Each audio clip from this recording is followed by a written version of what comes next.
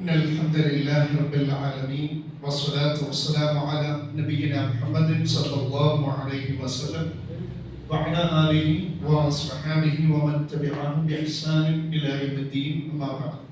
ബഹുമാന്യരായ സത്യവിശ്വാസികൾ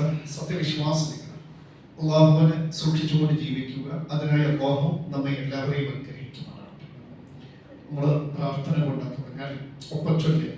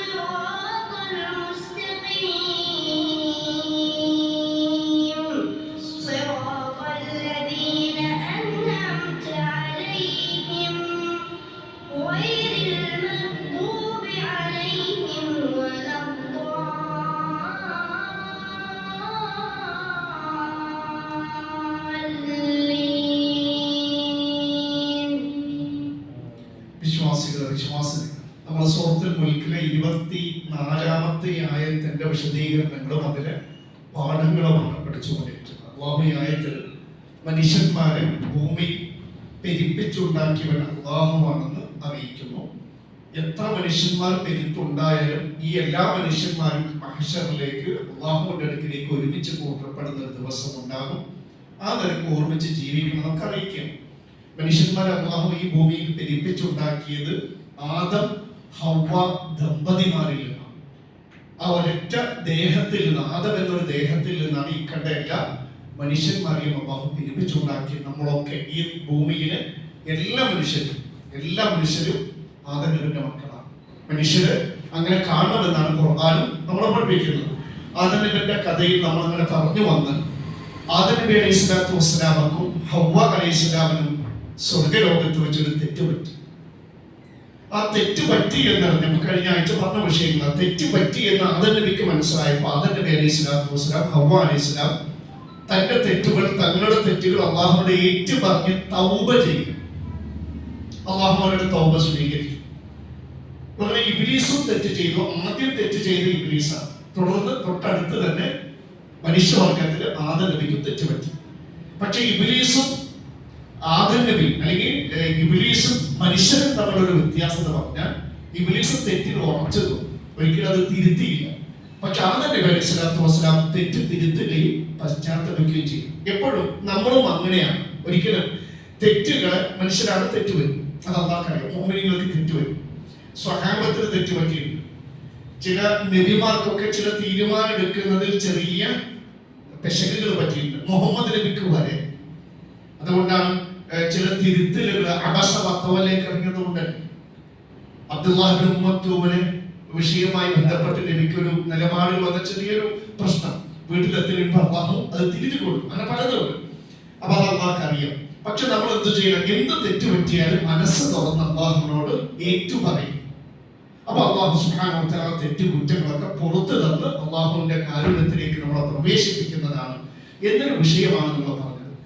അങ്ങനെ നമ്മളെപ്പോഴും കഴിഞ്ഞ ആഴ്ച നമ്മൾ പറഞ്ഞു, നമ്മുടെ തെറ്റുകൾ തിരുത്തി പശ്ചാത്തപിക്കാതെ തെറ്റിലായിട്ട് തുടരുകയാണെങ്കിൽ, ഭാവിയായിട്ട് ജീവിക്കുകയാണെങ്കിൽ ഉണ്ടാകുന്ന ഒരു പ്രയാസം എന്താണെന്ന് പറഞ്ഞു നമ്മൾ കഴിഞ്ഞ ആഴ്ച.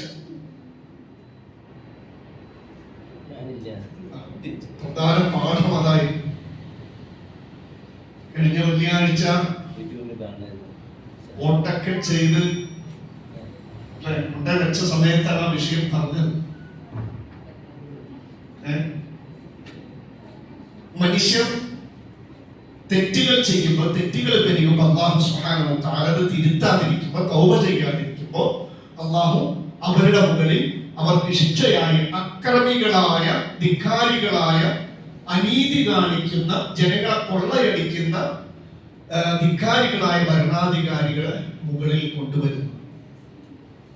അപ്പൊ ധിക്കാരികളായ, അഹങ്കാരികളായ, അനീതി കാണിക്കുന്ന മോശപ്പെട്ട അധികാരികൾ നമ്മുടെ മുകളിൽ നിന്ന് പോകണമെങ്കിൽ തെറ്റു തിരുത്തണം, തൗബ ചെയ്യണം. അത് നമ്മൾ കഴിഞ്ഞ ആഴ്ച നമ്മൾ പറഞ്ഞതാണ്. അങ്ങനെ അല്ലാഹു സുബ്ഹാനഹു വ തആല ആദം നബി അലൈഹിസ്സലാത്തു വസ്സലാമയുടെയും ഹവ്വ അലൈഹിസ്സലാമിന്റെയും സ്വർഗ്ഗലോകത്ത് വെച്ചുള്ള തൗബ സ്വീകരിച്ചു. പക്ഷെ നമ്മൾ പറഞ്ഞു, ആ തൗബ സ്വീകരിച്ചെങ്കിലും അല്ലാഹു വീണ്ടും അവരെ സ്വർഗ്ഗത്തിൽ പ്രവേശിപ്പിച്ചില്ല. മറിച്ച് അല്ലാഹു അവരെ എവിടേക്ക് പറഞ്ഞു വിട്ടു? ഭൂമിയിലേക്ക് ഒരു പരീക്ഷ എഴുതാൻ വേണ്ടി വിട്ടു. ആ പരീക്ഷയാണ് ഞാനും നിങ്ങളൊക്കെ ഇപ്പൊ എഴുതിക്കൊണ്ടിരിക്കുന്നത്. ആദം നബി അലൈഹിസ്സലാത്തു വസ്സലാം എവിടെയാണ് ഭൂമിയിൽ ഇറങ്ങിയെന്നാണ് പ്രബല അഭിപ്രായത്തിൽ നമ്മൾ പറഞ്ഞത്? ഭൂമിയിൽ വന്നു. സാക്ഷാൽ നമ്മുടെ ഇന്ത്യയിലാണെന്നാണ് ഒരു അഭിപ്രായം. മറ്റൊരു അഭിപ്രായം നമുക്കറിയാം, മക്കയിൽ തന്നെ സൊഹയിലാണെന്നും ദഹ്നയിലാണെന്നും ഒക്കെ അഭിപ്രായമുണ്ട്.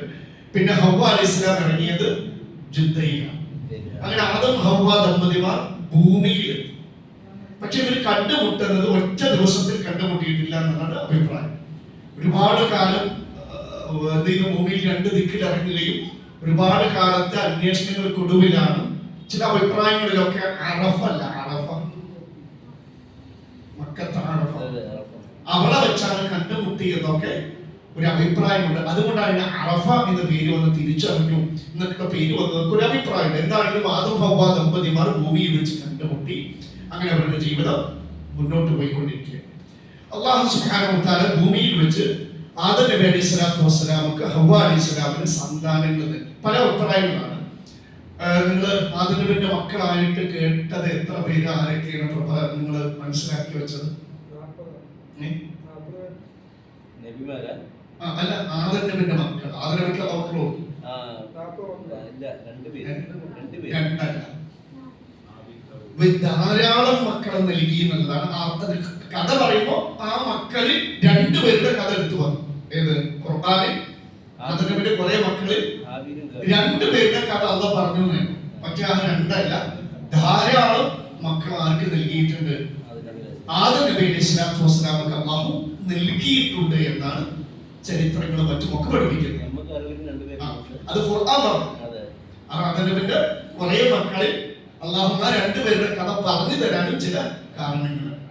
അപ്പൊ എന്താണ്? ആദം നബിയുടെ മക്കളുണ്ടായി, അത് പെരുകി, ആ മക്കൾക്ക് മക്കളുണ്ടായി, പേരമക്കളുണ്ടായി. അങ്ങനെ എന്ത് ചെയ്യുന്നു? ഇന്ന് കാണുന്നത് പോലെ മനുഷ്യവർഗം വർദ്ധിച്ചത് അങ്ങനെയാണ്. അതാണ് നമ്മൾ സൂറത്ത് നിസാഇൽ 1-ാമത്തെ ആയത്ത്, നമ്മുടെ ആയത്തുമായി ബന്ധപ്പെട്ട ഒരു വിഷയം തന്നെയാണ് അല്ലാഹു പറയുന്നത്. അല്ലാഹു പറയുന്നു,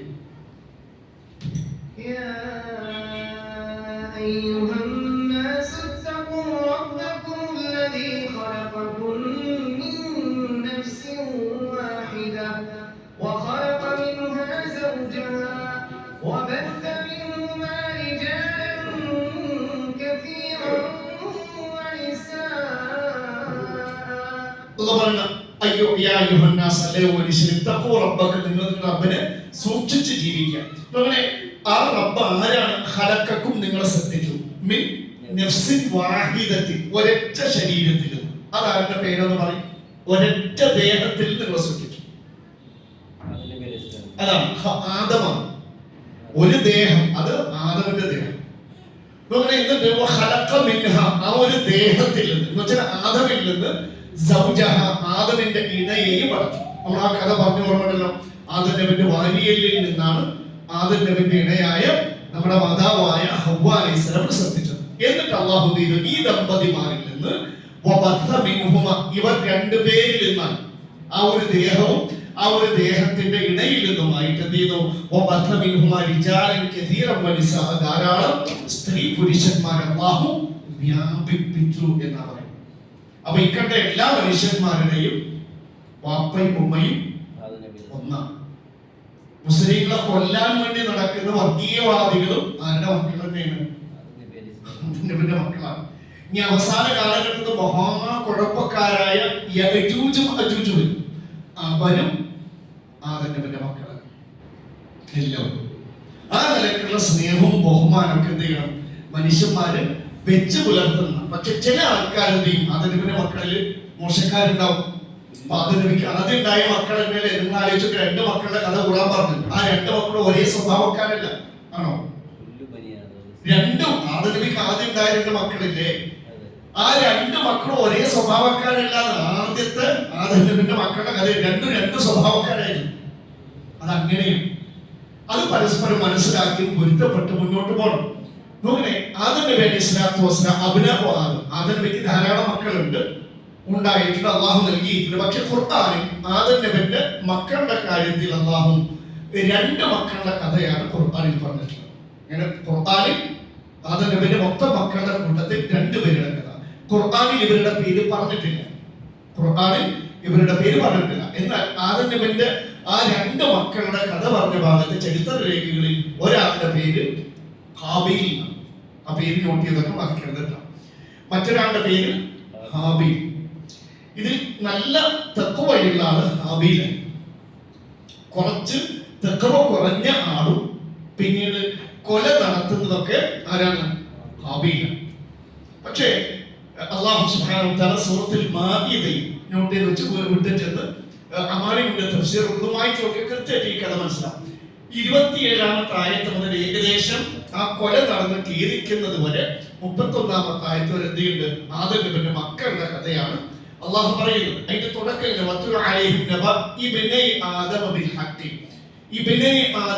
ആദമിന്റെ രണ്ട് മക്കളുടെ സത്യസന്ധമായ വാർത്ത കഥ എന്ത് ചെയ്യാ അവർക്ക് വിവരിച്ചു കൊടുക്കാൻ നബി സല്ലല്ലാഹു അലൈഹി വസല്ലം പറയും.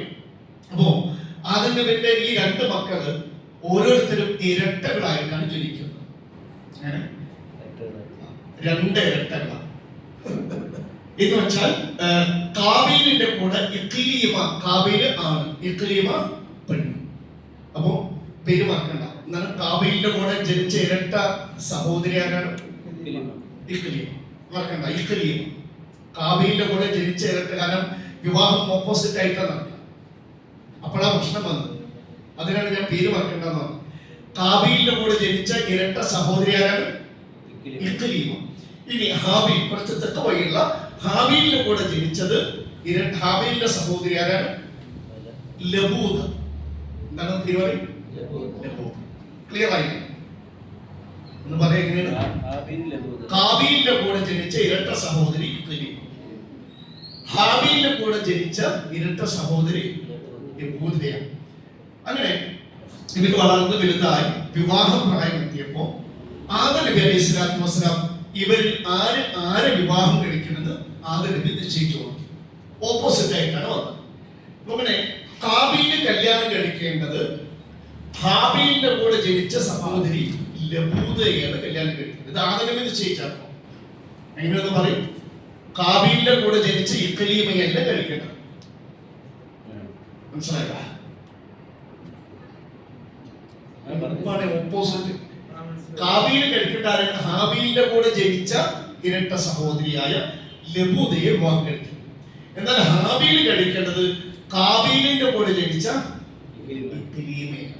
ക്ലിയർ ആയി? ആ പേര് കറക്റ്റ്. ഇതാണ് ജനനം. എങ്ങനെയാണ്? കാബീലിന്റെ കൂടെ ഇഖ്ലീമ ജനിച്ചു, ഹാബീലിന്റെ കൂടെ ലബൂദ ജനിച്ചു. വിവാഹ പ്രായം ഇതിന് ഓപ്പോസിറ്റ്. കാബീല് ആരുടെ കൂടെ ജനിച്ച? ലബൂദ. ഹാബീലിന്റെ കൂടെ ജനിച്ച ലബൂദയെ കല്യാണം കഴിക്കണം. ഹാബീൽ ആരെ കഴിക്കണം? ഇഖ്ലീമയെ കഴിക്കണം. പക്ഷെ ആരും സമ്മതിച്ചില്ല, പറ്റൂല. അതിന്റെ കാരണം ലബൂദ കുറച്ച് സൗന്ദര്യം കുറഞ്ഞവളായി, ഇഖ്ലീമ നല്ല സൗന്ദര്യവതിയാണ്. വിട്ടുകൊടുക്കാൻ പ്രയാസം. അപ്പൊ കാബീല് പറഞ്ഞു ശരിയാവില്ല, ഞാൻ എന്റെ കൂടെ ജനിച്ച എന്റെ സഹോദരിയെ തന്നെ കല്യാണം കഴിക്കും. അപ്പോ ഹാബീൽ പറഞ്ഞു ഇത് നമ്മുടെ വാപ്പ നിശ്ചയിച്ചതാണ്. വാപ്പ വെറുതെ പറയില്ല, അല്ലാഹുവിന്റെ വഹീന്റെ അടിസ്ഥാനത്തിലേ പറയും. അങ്ങനെ രണ്ടുപേരും ആദം നബി അലൈഹി സ്വലാത്തു വസ്സലാമയുടെ അടുക്കൽ ചെല്ലുകയും വിഷയം പറഞ്ഞു. വിഷയം ധരിച്ചപ്പോ ആദം നബി പറഞ്ഞു, നിങ്ങൾ രണ്ടാളും ഈ വിഷയത്തിൽ ഒരു തീരുമാനം എടുക്കാൻ പോകണേ. ശ്രദ്ധ പാടിയ ആ കല്യാണത്തോ കോള നാട്ടി വെക്കണതോ അപ്പോൾ ശ്രദ്ധിച്ചു. കല്യാണത്തിന്റെ കാര്യത്തിലൊരു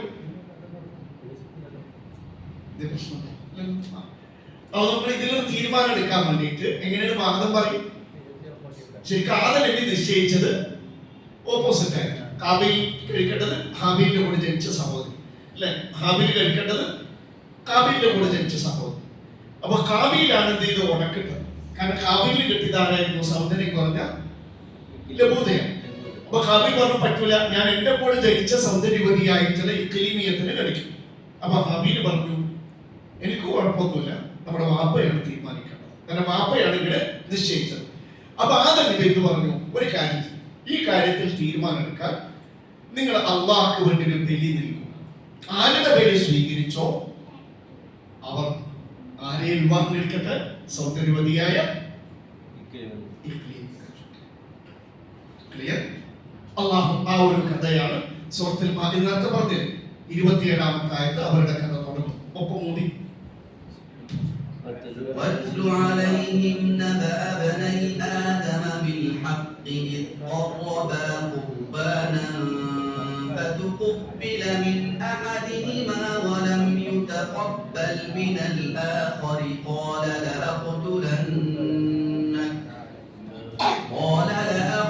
لأقتلنك قال إنما يتقبل الله من المتقين. واتل عليهم نبأ بني آدم بالحق. ആദമിന്റെ രണ്ട് മക്കളുടെ സത്യസന്ധമായ വാർത്ത വൃത്താന്തം അവരുടെ മേൽ വിവരിച്ചു കൊടുക്കുക. ഇത് ഖറബ, അവർ രണ്ടുപേരും ഖുർബാന സമർപ്പിച്ചു. ഇത് ഖറബ ഖുർബാൻ, അവർ രണ്ടുപേരും ഒരു ഖുർബാൻ ബലി അല്ലാഹു നൽകി. പക്ഷേ അല്ലാഹു ചെയ്തു ഫതുഖബ്ബില മിൻ അഹദിഹിമ, അവരിൽ ഒരാളുടെ ബലിയാണ് അല്ലാഹു സ്വീകരിച്ചത്. വലം യുതഖബ്ബൽ മിനൽ ആഖിർ, മറ്റൊരാളുടെ സ്വീകരിച്ചത്. ക്ലിയർ? അപ്പൊ സ്വീകരിക്കപ്പെടാത്തവർ ആരുടെ ബലിയാണോ അള്ളാഹു സ്വീകരിക്കാതിരുന്നത്, അവൻ ബലി സ്വീകരിച്ച അവരോട് പറഞ്ഞു ഞാൻ നിന്നെ കൊല്ലും.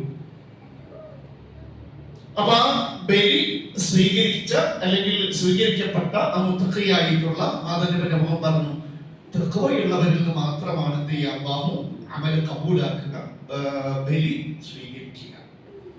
അപ്പൊ എന്തായിരുന്നു ഇവര് ബലി നൽകിയെന്നാണ് നമുക്കറിയാം. കാബീൽ കർഷകനായി, ചരിത്രരേഖയിൽ കർഷകനായി. എന്നാൽ ഹാബീൽ ആട്ടിടയനായി.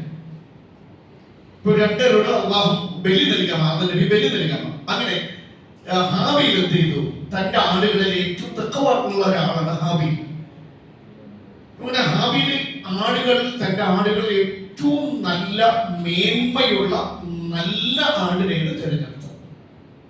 കാരണം അള്ളാഹ്ക്ക് ബലി കൊടുക്കുമ്പോൾ നീളം നല്ലതുണ്ട്. പക്ഷേ ഹാബീലിന് കുറച്ച് ആർത്തി കൂടുതലാണ്. അവൻ കർഷകന്. അപ്പൊ ഏതെടുത്താലും അവന് ഇത് നല്ല സാധനം എനിക്ക് തിന്നണ്ടേ, ഇത് കൊടുത്താൽ ശരിയാവും. അങ്ങനെ അവസാനം ചപ്പട്ടക്കതിരുകളില്ലേ, ആ നെൽമണിയില്ലാത്ത ചപ്പട്ടക്കതിരുകൾ ഒക്കെ അങ്ങനത്തെ കുറച്ച് കതിരുകളാണ്. എന്ന് വെച്ചാൽ അവന്റെ തോട്ടത്തിൽ ഏറ്റവും മോശമായ വിളം എന്ത് ചെയ്തു? നേർച്ച വെച്ചു. അന്ന് നേർച്ച സ്വീകരിച്ച് രണ്ട് നോക്കും. പിന്നീട് ആകാശത്തൊരു അഗ്നിഗോളം വന്നിട്ട് ആരുടെയാണോ സ്വീകരിക്കുന്നത് അതിനെ കരിച്ചു കളയാനാണ് പതിവ്. അങ്ങനെ രണ്ടുപേരും ബലി നൽകി. ഹാബീല് ഏറ്റവും നല്ല മേന്മയുള്ള ആടിനെ അള്ളാഹ് ബലി കൊടുത്തു. കാബീല് ഏറ്റവും മോശമായ വിള വെച്ചു. അള്ളാഹു ആരുടെ സ്വീകരിച്ചു? അഗ്നിഗോളം വന്ന് ആ ആടിന് ഹാബീലിന്റെ ഖുർബാൻ ബലി അള്ളാഹു സ്വീകരിച്ചു.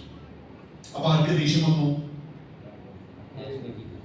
കാബീലിന് ദേഷ്യം വന്നു. അവന്റെ വിളയാണ് അള്ളാഹു സ്വീകരിക്കാറ്. കാരണം അവന് തത്വമല്ല, അള്ളാഹ്ക്കാണ് കൊടുക്കുന്നത്, ഇതിന് പ്രതിഫലമുണ്ട് എന്ന നിലക്ക് നേരം ആ തഖ്വയോടെ ചെയ്തില്ല. അപ്പൊ അള്ളാഹു ചെയ്തില്ല, അവന്റെ ബലി സ്വീകരിച്ചില്ല. അവന്റെ ബലി സ്വീകരിക്കാതെ വന്നപ്പോ സ്വീകരിച്ച നമ്മൾ ഇവിടെയാണ് അസൂയ. ഇത് ഉള്ളവന് അല്ലെ ഇല്ലാത്തവന് ഉള്ളവനോടുള്ള അസൂയ എന്ന് പറഞ്ഞ പോലെ ഇവിടെ ബലി സ്വീകരിക്കപ്പെടാത്ത കാബീല് സ്വീകരിച്ച എന്ത് ചെയ്യുന്നു? ഹാബീലിനോട് അസൂയ. ആ അസൂയ മൂത്ത് പകയാണ്. ആ പകയായപ്പോഴാണ് കാബീൽ എന്ന് പറയുന്നത് ഹാബീലിനോട് ഞാൻ നിന്നെ കൊല്ലുവാണ്. അപ്പോ മുത്തഖിയായ ഹാബീൽ പറഞ്ഞു ലഇൻ ബസത്ത ഇലയ്യ യദക ലിതഖതുലനി മാ അന ബിബാസത്തി യദയ്യ ഇലൈക ലിഅഖതുലക. നീ എന്നെ കൊല്ലാൻ വേണ്ടി എന്റെ നേരെ കൈ നീട്ടിയാലും ഞാൻ നിന്നെ കൊല്ലാൻ വേണ്ടി നിന്റെ നേരെ കൈ പോകില്ല. ഇന്നി അഖാഫുല്ലാഹ റബ്ബൽ ആലമീൻ. എന്തുകൊണ്ടാണ് ഞാൻ നിന്നെ കൊല്ലാത്തത്? എനിക്ക് സർവലോക രക്ഷിതാവായ അല്ലാഹുവിനെ പേടിയും പരലോകത്ത് എന്ത് അതിന്റെ കുറ്റം ഭാരമൊക്കെ ഞാൻ ഏറ്റെടുക്കേണ്ടി വരും. അതിന് കഴിയില്ല. അങ്ങനെ എന്ത് ചെയ്യുന്നുണ്ട്? ഈ ബലി സ്വീകരിക്കാത്ത ഈ ഹാബീലിന്റെ മനസ്സിൽ ഇങ്ങനെ കൊല്ലണം എന്നുള്ള ചിന്ത വന്നല്ലോ. ആരും കൂട്ടു നിൽക്കും ഈ തമ്മാടിത്തരത്തിൽ ഇബ്ലീസ് കൂട്ടു നിൽക്കും. തന്റെ സഹോദരനെ കൊല്ലാനുള്ള ആ തീരുമാനത്തിന് അവന്റെ മനസ്സ് എന്ത് ചെയ്യുന്നു? നന്നാക്കി തോന്നിപ്പിച്ചു കൊടുത്തു. എന്ന് വെച്ചാൽ ഇബ്ലീസ് അതിന് കൂട്ടുന്നു. അതാണ് നീ ചെയ്യേണ്ടത് എന്ന് അവരിൽ ഇങ്ങനെ എന്താ പറയാ, ചെറിയ തീപ്പൊരിനെ ഊതി ഊതി വീർപ്പിച്ച് അവസാനം എന്ത് ചെയ്തു? ഒരു ദേഷ്യത്തിൽ ആ ഹാബീല് തന്റെ സഹോദരനായ ഹാബീലിനെ കൊന്നു. ഭൂമിയിലെ ആദ്യത്തെ കൊല, ആദ്യത്തെ വഴി.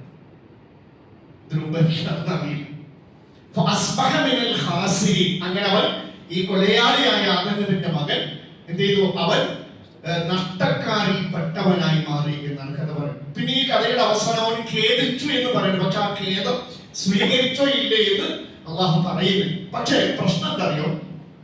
കൊല്ലാൻ പോന്നു. പക്ഷെ ഇത് എന്ത് ചെയ്യണം അറിയണില്ല.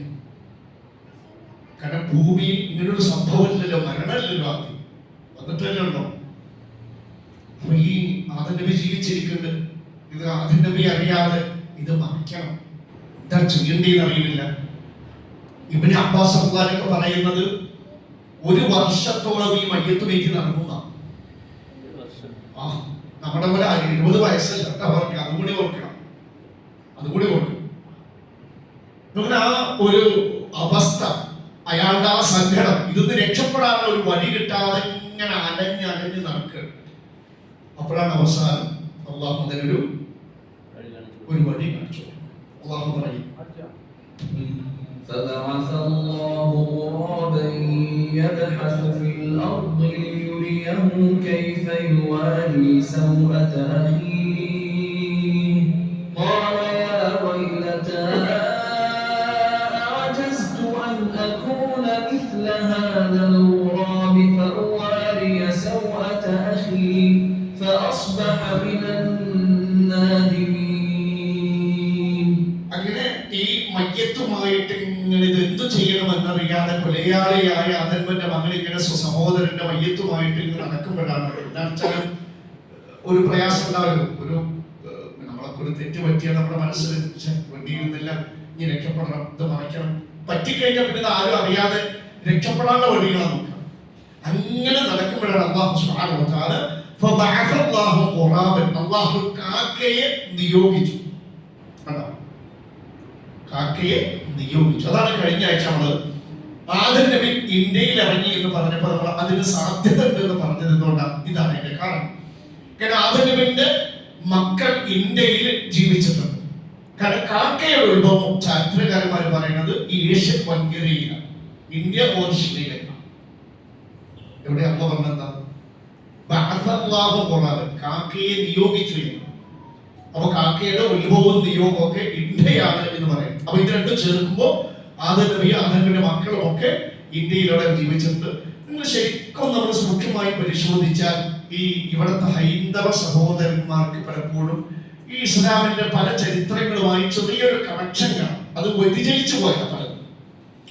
അങ്ങനെ ഈ കാക്ക ഭൂമിയിൽ മാന്തി കുഴിക്കുന്ന ഒരു കാക്ക എന്ന് വെച്ചാൽ 2 കാക്കകൾ വന്നു. ഒരു കാക്ക മറ്റൊരു കാക്കയെ കൊന്നു. എന്നിട്ട് ഈ ജീവി കൊന്ന കാക്ക എന്ത് ചെയ്ത് കാലുകൾ കൊണ്ട് മാന്തിയിട്ട് ചത്ത കാക്ക എന്ത് ചെയ്തു? അതിന്റെ മണ്ണിന്റെ ഉള്ളിലിട്ടിട്ട് മൂടി. അള്ളാഹുവിനെ ചെയ്തത് തന്റെ സഹോദരന്റെ മയ്യത്ത് എങ്ങനെ കൈകാര്യം ചെയ്യണം, അതിന്റെ ശേഷക്രിയ എങ്ങനെ ചെയ്യണം അത് കാണിച്ചു കൊടുക്കാൻ വേണ്ടിയിട്ടാണ്. അപ്പൊ ഇതിങ്ങനെ കാണും. കൊലയാളിയായ ഹാബീൽ, ഒരു കാക്ക വരുന്നു, മറ്റൊരു കാക്കയുമായി വഴക്ക് കൂടുന്നു, അതിനെ കൊല്ലുന്നു. എന്നിട്ട് ഈ ചത്ത കാക്ക എടുത്തിട്ട് ഈ കാക്ക മാന്തി കുഴിയിലിട്ട് മണ്ണിട്ട് മൂടി. അപ്പോഴാണ് ഇതുപോലെ ചെയ്യാം. കുഴിയെടുത്ത് തന്റെ സഹോദരന്റെ മയ്യത്തിന് ഖബറിൽ മറടക്കം ചെയ്യാം എന്ന് ആർക്ക് മനസ്സിലാവുന്നു? കൊലയാളിയായ ആദം നബിയുടെ മകന് മനസ്സിലാകും. കാലം അപ്പോഴാണ് ഈ കൊലയാളിയായ ആദം നബിയുടെ മകൻ പറഞ്ഞു, യാ വൈലത അഅജസ്തു അൻ അകൂന മിസ്ല ഹാദൽ ഖുറാബി ഫഉവാരി സൗഅത അഖി. എന്റെ സഹോദരന്റെ മയ്യത്ത് ശേഷക്രിയ ചെയ്യുന്ന കാര്യത്തിൽ, അത് സംസ്കരിക്കുന്ന കാര്യത്തിൽ ഈ കാക്കയെ പോലെ ആകാൻ പോലും എനിക്കായില്ലല്ലോ. എന്റെ കഷ്ടമേ, എന്റെ നഷ്ടമേ. അങ്ങനെ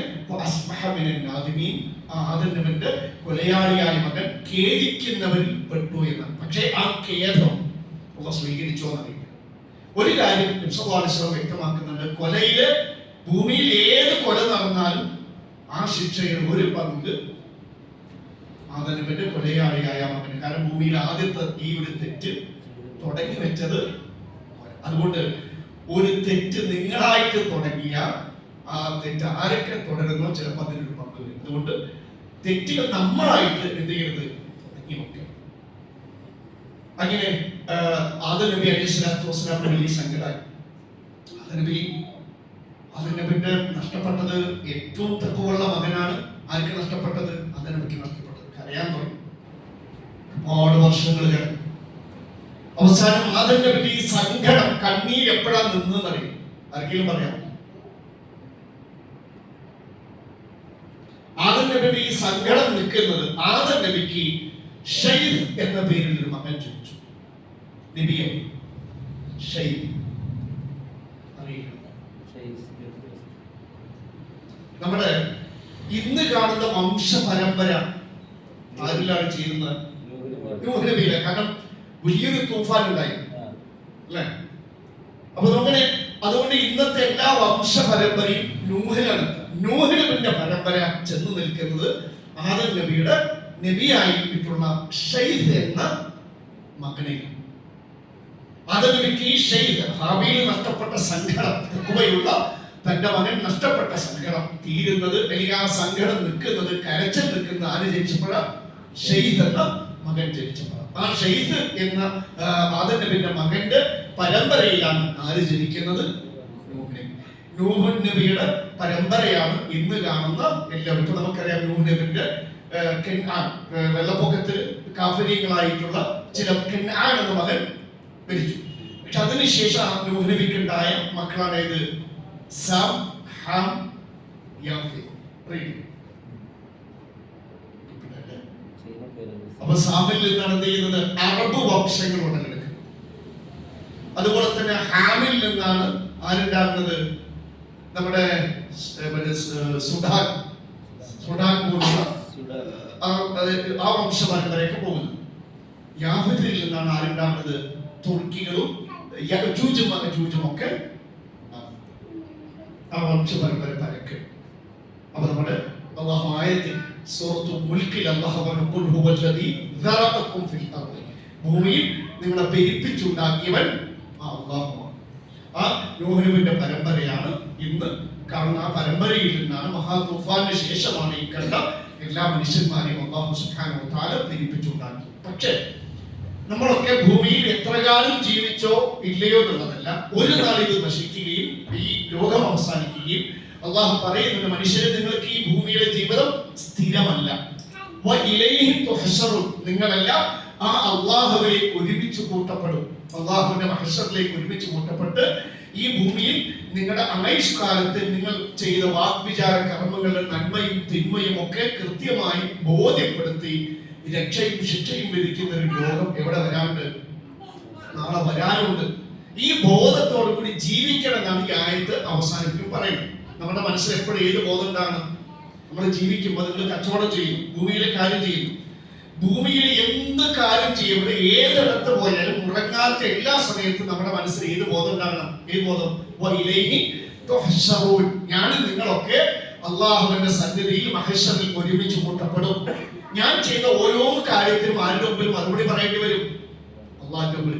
എന്തിന് ഈ തെറ്റ് ചെയ്തു എന്ന് ചോദിച്ചാൽ മറുപടി പറയണം. എന്തുകൊണ്ട് ഞാൻ കൽപ്പിച്ച ഈ കൽപ്പന പ്രവർത്തിച്ചില്ല എന്ന് മറുപടി പറയണം. ഈ ബോധം ഉണ്ടോ?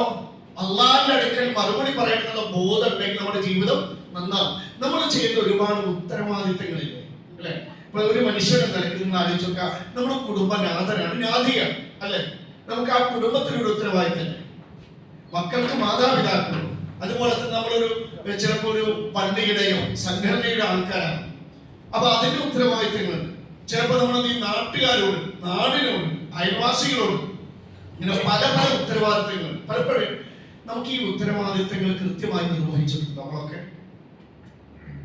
കുടുംബത്തിൽ ക്ലിയർ ആണെങ്കിൽ ചിലപ്പോൾ നീ നാട്ടുകാരോടുള്ള വീഴ്ച ഉണ്ടാവും, ചിലപ്പോൾ അയൽപ്പക്കാരോടുള്ള വീഴ്ച വരും, ചിലപ്പോൾ നീ മറ്റു പലയിടങ്ങളിൽ വീഴ്ച വരും. കച്ചവടത്തിൽ തന്നെ പല കൂട്ടായ്മകളും, ഇപ്പൊ സർക്കാർ ജോലി ചെയ്യുന്ന ആൾക്കാർ, അതൊരു ഉത്തരവാദിത്തമല്ലേ? ഒരു തൊഴിലാളി ഒരു മുതലാളിയുടെ പണിയെടുക്കും, മുതലാളിക്ക് തൊഴിലാളിയോട്, തൊഴിലാളിക്ക് മുതലാളിയോട് ചില ഉത്തരവാദിത്തങ്ങളില്ലേ? ഈ ഉത്തരവാദിത്തങ്ങളിലൊക്കെ വ്യാപകമായിട്ടുള്ള വീഴ്ച വരുത്തുന്നില്ലേ? മുതലാളി തൊഴിലാളിയോട്, തൊഴിലാളി മുതലാളിയെ പറ്റിക്കാൻ നോക്കുക അല്ലെ? അത് കാണുന്ന ഒരു ഇതല്ലേ? എങ്ങനെയെങ്കിലൊക്കെ ഇവരെ ചൂഷണം ചെയ്ത് കുറെ അധികം പണിയെടുപ്പിച്ച് കുറച്ച് കൂലി കൊടുത്തിട്ട് ധാരാളം കാശ് ഉണ്ടാക്കുന്ന മുതലാളിക്ക് തിരിച്ചിട്ടാണ്. അതുപോലെ തന്നെ തൊഴിലാളി ഇവിടെ ആരും ആരെയും പറ്റിക്കാതെ അള്ളാഹു ചോദിക്കൂലേ എന്തുകൊണ്ട് ഇങ്ങനെ പറ്റിച്ചു? കഴിഞ്ഞ ആഴ്ച നമ്മൾ പറഞ്ഞു എന്തുകൊണ്ടാ മോശപ്പെട്ട അധികാരം നമ്മുടെ മുകളിൽ വരുന്നത്? അളവിന് തൂക്കത്തിൽ കൃത്രിമം കാണിച്ചതാണ് ഒരു കാരണം. അള്ളാന്റെ കോടതിയിൽ ഞാൻ വഴി പറയേണ്ടി വരുമെന്ന ബോധമുണ്ടോ? ഒക്കെ ശരിയോ? സാമ്പത്തിക രംഗാണെങ്കിലും മറ്റേത് ഉത്തരവാദിത്തങ്ങളും. അപ്പൊ അതിന്റെ ഏറ്റവും നല്ല ഉദാഹരണമാണ് ഉമർ ഇബ്നുൽ ഖത്താബ് റളിയല്ലാഹു അൻഹു. ഒരിക്കൽ നമ്മുടെ ഇന്നത്തെ ചൂടല്ലാട്ടോ, അറബിയിലെ ചൂട് നമുക്കറിയാം എത്ര, 55-നാണ്. നോക്കണേ, ഒരു കൊടും ചൂട്, അറേബ്യയിലെ കൊടും ചൂട്, മണ്ഡലാരണത്തിലെ ചൂടാണ്. നമ്മുടെ അവിടുത്തെ പോലെ 46 ഡിഗ്രിയിലൊന്നും നിൽക്കൂല. തന്നെ എന്താ ചൂട് നോക്കണേ, കൊടും ചൂടുള്ള സമയം. ആ സമയത്ത് ആരും എന്ത് ചെയ്യാറ്? ഉച്ച സമയത്ത് പുറത്തിറങ്ങാറ്. ഉച്ച ഉറക്കായിട്ട് അവിടെ അതിന്റെയും ലോഹർ കഴിഞ്ഞാൽ ഒരു ഉച്ച ഉറക്കാണ്. കാരണം തഹജ്ജുദിനൊക്കെ ഉഷാറായിട്ട് നമസ്കരിക്കാൻ വേണ്ടിയിട്ട്. അപ്പോ ഈ കൊടും ചൂടില് ഒരു ഒട്ടകത്തിന്റെ പിന്നാലെ ഒരു മനുഷ്യൻ ഇങ്ങനെ ഓടും. അപ്പൊ ഉസ്മാൻ റളിയല്ലാഹു അൻഹു തന്റെ വീട്ടിന്റെ മട്ടുപ്പാവലിൽ മുമ്പിൽ ഇങ്ങനെ ഇരുന്നിട്ടൊക്കെ ഇങ്ങനെ കാണുന്ന ഒരു മനുഷ്യൻ ഇങ്ങനെ അന്തം വിട്ടുപോയി. കാരണം ഈ ചൂടിൽ എന്താ, ആരാണ് ഇപ്പൊ ഇങ്ങനെ ഇറങ്ങുന്നത്? ഒരു ഒട്ടകം മുന്നിൽ ഓടുന്നു. അപ്പൊ അടുത്ത് വന്നപ്പോ ഉസ്മാൻ റളിയല്ലാഹു മനസ്സിലായി ആരാണ്? അമീറുൽ മുഅ്മിനീൻ ഉമർ ഇബ്നുൽ ഖത്താബ് റളിയല്ലാഹു അൻഹു. അപ്പോ ഉസ്മാൻ റളിയല്ലാഹു അൻഹു തന്റെ അമീറിനോട്, രാജാവിനോട് ചോദിക്കുന്നുണ്ട്, മല്ലദി അഖ്റജക ഫീ ഹാദിഹി സഅയ അമീറുൽ മുഅ്മിനീൻ. കടാ വാക്ക് തന്നെ അങ്ങനെ, അമീറുൽ മുഅ്മിനീൻ ഇമ്മാതിരി ചൂടുള്ള സമയത്ത് നിങ്ങളെ പുറത്തിറക്കിയ കാര്യമില്ല. എന്ത് കാരണത്തിലാ പുറത്തിറങ്ങിയത്? ലിമാദാ തജ്രി, എന്തിനാണ് നിങ്ങൾ ഈ ഒട്ടകത്തിന്റെ പിന്നാലെ ഓടുന്നത്? അപ്പോ ഖലീഫ ഉമർ പറഞ്ഞു കൊടുത്തു, ഉസ്മാനെ ബഅയ്റു മിൻ ഇബ്നി സ്വദഖ ഖദ് നദാ യാ ഉസ്മാൻ. ഉസ്മാനെ, മുസ്ലിങ്ങളുടെ ബൈത്തുൽ സ്വദഖ, പൊതുസ്വത്ത്, സ്വദഖയുടെ പൊതുമുതൽ,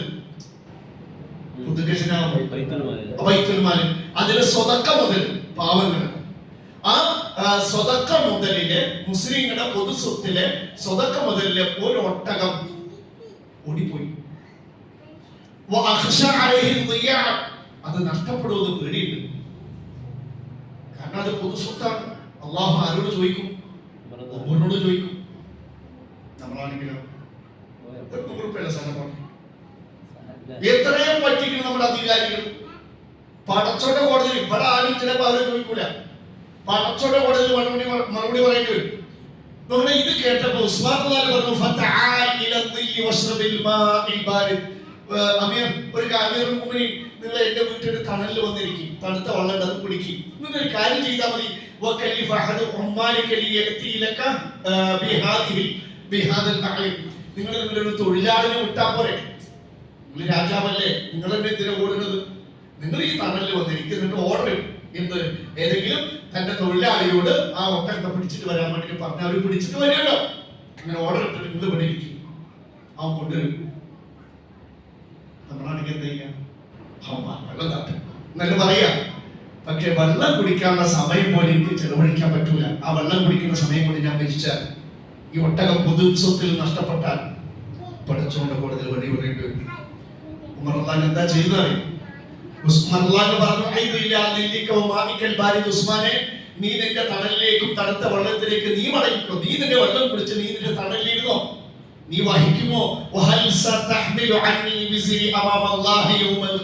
ഖിയാമത്ത് നാളിൽ അല്ലാഹുവിന്റെ മുമ്പിൽ ഈ ഉമറിനെ അല്ലാഹു ചോദ്യം ചെയ്യും. ഈ ഓട്ടം പൊതുസ്വത്തിലെ പൊതു മുസ്ലിങ്ങളുടെ ഈ സ്വതക്ക മുതൽ നഷ്ടപ്പെടുത്തിയ കുറ്റത്തിന് അള്ളാഹു ഉമറിനെ ചോദ്യം ചെയ്യുമ്പോൾ ആ കുറ്റം ഉസ്മാനെ നീ ഏറ്റെടുക്കോ? നീ വഹിക്കോ ആ പാപഭാരം? ഉസ്മാൻ ഇല്ല. എങ്കിലേ നീ നിന്റെ തണലിൽ പോയിരുന്ന് വെള്ളം കുടിച്ചോ. ഇത് എന്നോട് അള്ളാഹു ചോദിക്കും. അള്ളാഹിന്റെ കൂടുതൽ അങ്ങനെ ഒരു കുറ്റക്കാരനാകാൻ ഈ ഉമറിന് സാധ്യമല്ലെന്ന് പറഞ്ഞ് ഒരു ഗ്ലാസ് വെള്ളം കുടിക്കാൻ പോലും നിൽക്കാതെ ആരുടെ പിന്നാലെ ഓടുന്നു? ആ ഒട്ടകത്തെ പിടിക്കാനായിട്ട് ചുട്ടുകൊള്ളുന്ന മണലിലൂടെ ഓട്. അപ്പൊ ഉസ്മാൻ നിറകണ്ണോടെ പറയുന്നുണ്ട്, അള്ളാഹു ഉമറിന് അനുഗ്രഹം ചെയ്യട്ടെ, ഉമറിന് പ്രതിഫലം നൽകട്ടെ എന്ന് പ്രാർത്ഥിച്ചുകൊണ്ട് ഇങ്ങനെ ഉമറിന്റെ ഓട്ടം ആ വീട്ടിലിരുന്ന് ഇങ്ങനെ കാണണം ഉസ്മാൻ. ആലോചിച്ചു എന്തുകൊണ്ടാണ് ഉമർ ആ പൊരും ചൂടിലും തന്റെ ഉത്തരവാദിത്വം കൃത്യമായി നിർവഹിച്ചത്? എന്താണ്? അള്ളാഹുവിന്റെ കോടതിയിൽ ഈ കുറ്റത്തിന് ഞാൻ വഴി പറയേണ്ടി വരുമെന്ന ചിന്ത വന്നപ്പോ അങ്ങനൊരു തെറ്റ് ആരിൽ വന്നില്ല, ഉമറുള്ളാന്റെ ജീവിതത്തിൽ ഉണ്ടായില്ല. ഈ ബോധമാണ് നമുക്ക് ഉണ്ടാകുന്നത്. നിങ്ങൾ ഉമറിന്റെ കഥ കേൾക്കുമ്പോഴൊക്കെ നിങ്ങൾ കേട്ടില്ലേ, ഉമറുള്ളാന്റെ കഥയിലൊക്കെ രാത്രി ഇങ്ങനെ എന്താ പറയാ ഊര് ചുറ്റി നടക്കുന്ന ഉമറിനെ കണ്ടിട്ടില്ലേ?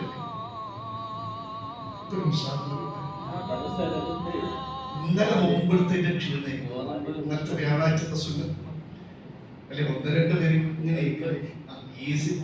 മൂന്നെണ്ണം വെറുതെ ഒക്കെ ഉറങ്ങണത്. അല്ലെ വീട്ടിൽ ചൂടല്ലേ, അപ്പൊ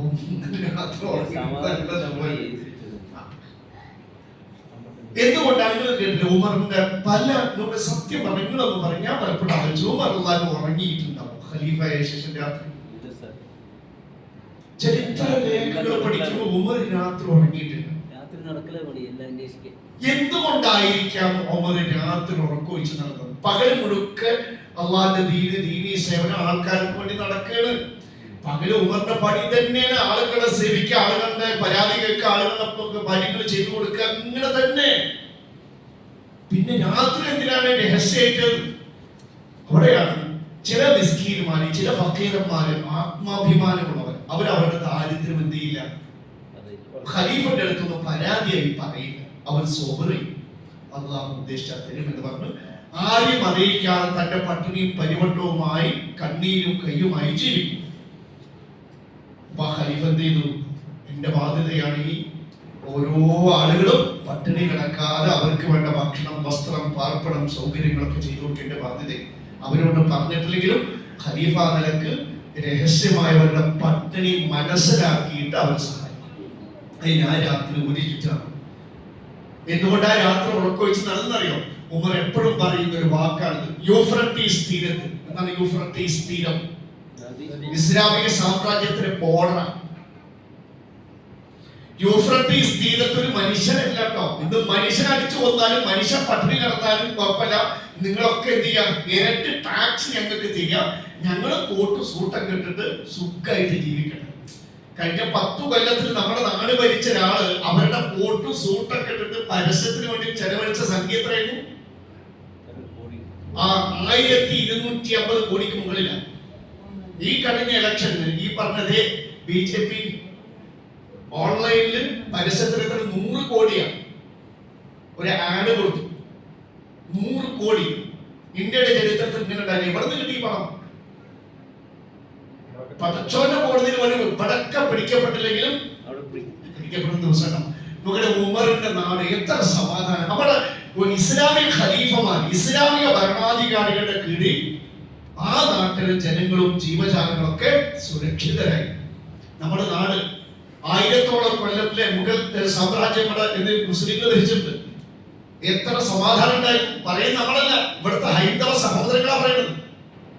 നമ്മുടെ ഉമറിന്റെ നാട്ടില് നമ്മുടെ ഉമർ പറയുന്ന വാക്ക യൂഫ്രട്ടീസ് തീരത്ത് ഒരു ആട്ടിൻകുട്ടി വിശന്ന് ചത്താൽ ഞാൻ അതിന്റെ പേരിൽ പരലോകത്ത് ഉത്തരം പറയേണ്ടി വരും. മനുഷ്യൻ ചത്തു മരിച്ചു കൊന്നിട്ട് ഒരു പ്രശ്നമില്ല. ഒരു ആട്ടിൻകുട്ടി വെള്ളം കിട്ടാൻ മരിച്ച ഖലീഫയാക്കാൻ അതിന്റെ ഉത്തരവാദിത്തം എടുക്കാം. ഇതും പറഞ്ഞിട്ടാ ഓടുന്ന അവിടുത്തെ ജീവജാലങ്ങൾ അടക്കം സുരക്ഷിതരായി. അള്ളാഹു അങ്ങനെ ഒരു നീതിബോധമുള്ള അധികാരികളെ അള്ളാഹു നമ്മുടെ മുകളിൽ കൊണ്ടുവന്നിട്ടുണ്ട്. ജനങ്ങളെ ദ്രോഹിക്കുന്ന, ആക്രമിക്കുന്ന നീചന്മാരായ അധികാരികളെ നമ്മുടെ തലക്ക് മുകളിൽ നിന്ന് നീക്കി തെരുമാറാവട്ടെ. എന്റെ സഹോദരങ്ങളെ, എപ്പോഴും ഈ ബോധം ഉമറിനുണ്ടായി, ഈ ചിന്ത നമ്മുടെ മനസ്സിൽ എപ്പോഴും ഉണ്ടാകും. നമ്മുടെ ഇത് നഷ്ടപ്പെട്ടാൽ പ്രശ്നം എന്താ? അള്ളാഹുവിന്റെ മുമ്പിൽ പോകേണ്ടി വരും. അള്ളാഹുവിന്റെ കോടതിയിലേക്ക് ഒരുമിച്ച് കൂട്ടപ്പെടും. അവിടെ വെച്ച് ഞാൻ വഴി പറയേണ്ടി വരും എന്ന ബോധം ഇല്ലാതായ പ്രശ്നം എന്താ? അപ്പോഴാണ് സകല തമ്മാടിത്തരങ്ങളും കുറ്റകൃത്യങ്ങളും വ്യാപിക്കുക. സകല കുറ്റങ്ങളും ഒന്ന് ആലോചിച്ച് നോക്കുക. ആ ബോധം ഒരാൾ ചെയ്യും. കഴിഞ്ഞ ദിവസങ്ങള് ഒരു വീഡിയോ കണ്ടു എന്ന് വിചാരിക്കുന്നല്ലേ, ഒരു മകൻ ചോര വരുത്തി കൊല്ലുന്നത്.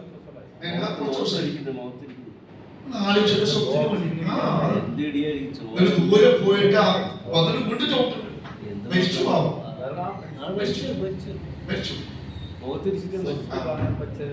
എന്തിന് ഇവിടേക്ക് ഇവിടെ നമ്മുടെ നാട്ടിലെ എനിക്കറിയാം, നിങ്ങൾക്കും അറിയാം. അപ്പൊ അദ്ദേഹം തനിക്ക് ഒരു 5-6 കോടിന്റെ ബിൽഡിംഗ് ഉണ്ട്, അറിയാം.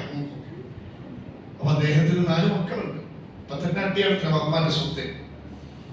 ഞാന് ഇപ്പൊ ജീവിച്ചിരിക്കാൻ ബാപ്പാന്റെ സ്വത്തിന് വേണ്ടിട്ട് അടി. പൈസ കൂടുമ്പോഴേ പ്രശ്നമുള്ളൂ. ഇതിലേക്ക് പാവം പട്ടിണി പരിപാടിയാണെങ്കിൽ ബാപ്പന്റെ പാവം കഷ്ടപ്പെട്ട് വളർത്തുന്ന സ്നേഹത്തോടെ ബാപ്പാക്കും മാക്കും പ്രാർത്ഥിച്ചാണ്. നിങ്ങൾ എന്താ ചെയ്യാമെന്നറിയാം? കോടികള് വെച്ചിട്ട് ഹജ്ജിന് പോട്ടെ, അതെങ്കിലും കിട്ടും. ഞാൻ ജീവിച്ചിരിക്കുന്നതിന് സഹായിയാണെങ്കിൽ ഞാൻ പിന്നെ എന്റെ ഭരണത്തിന് നമ്മുടെ പോലും.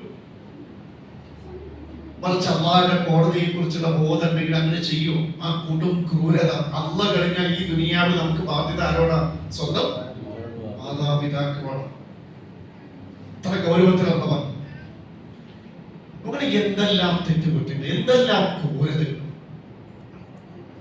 ഇവിടെയാണ് ഈ ബോധമല്ല. ഈ ബോധമുണ്ടോ ഒരിക്കലും തെറ്റ് ചെയ്യില്ല. നമ്മൾ അതിന്റെ ഒരുപാട്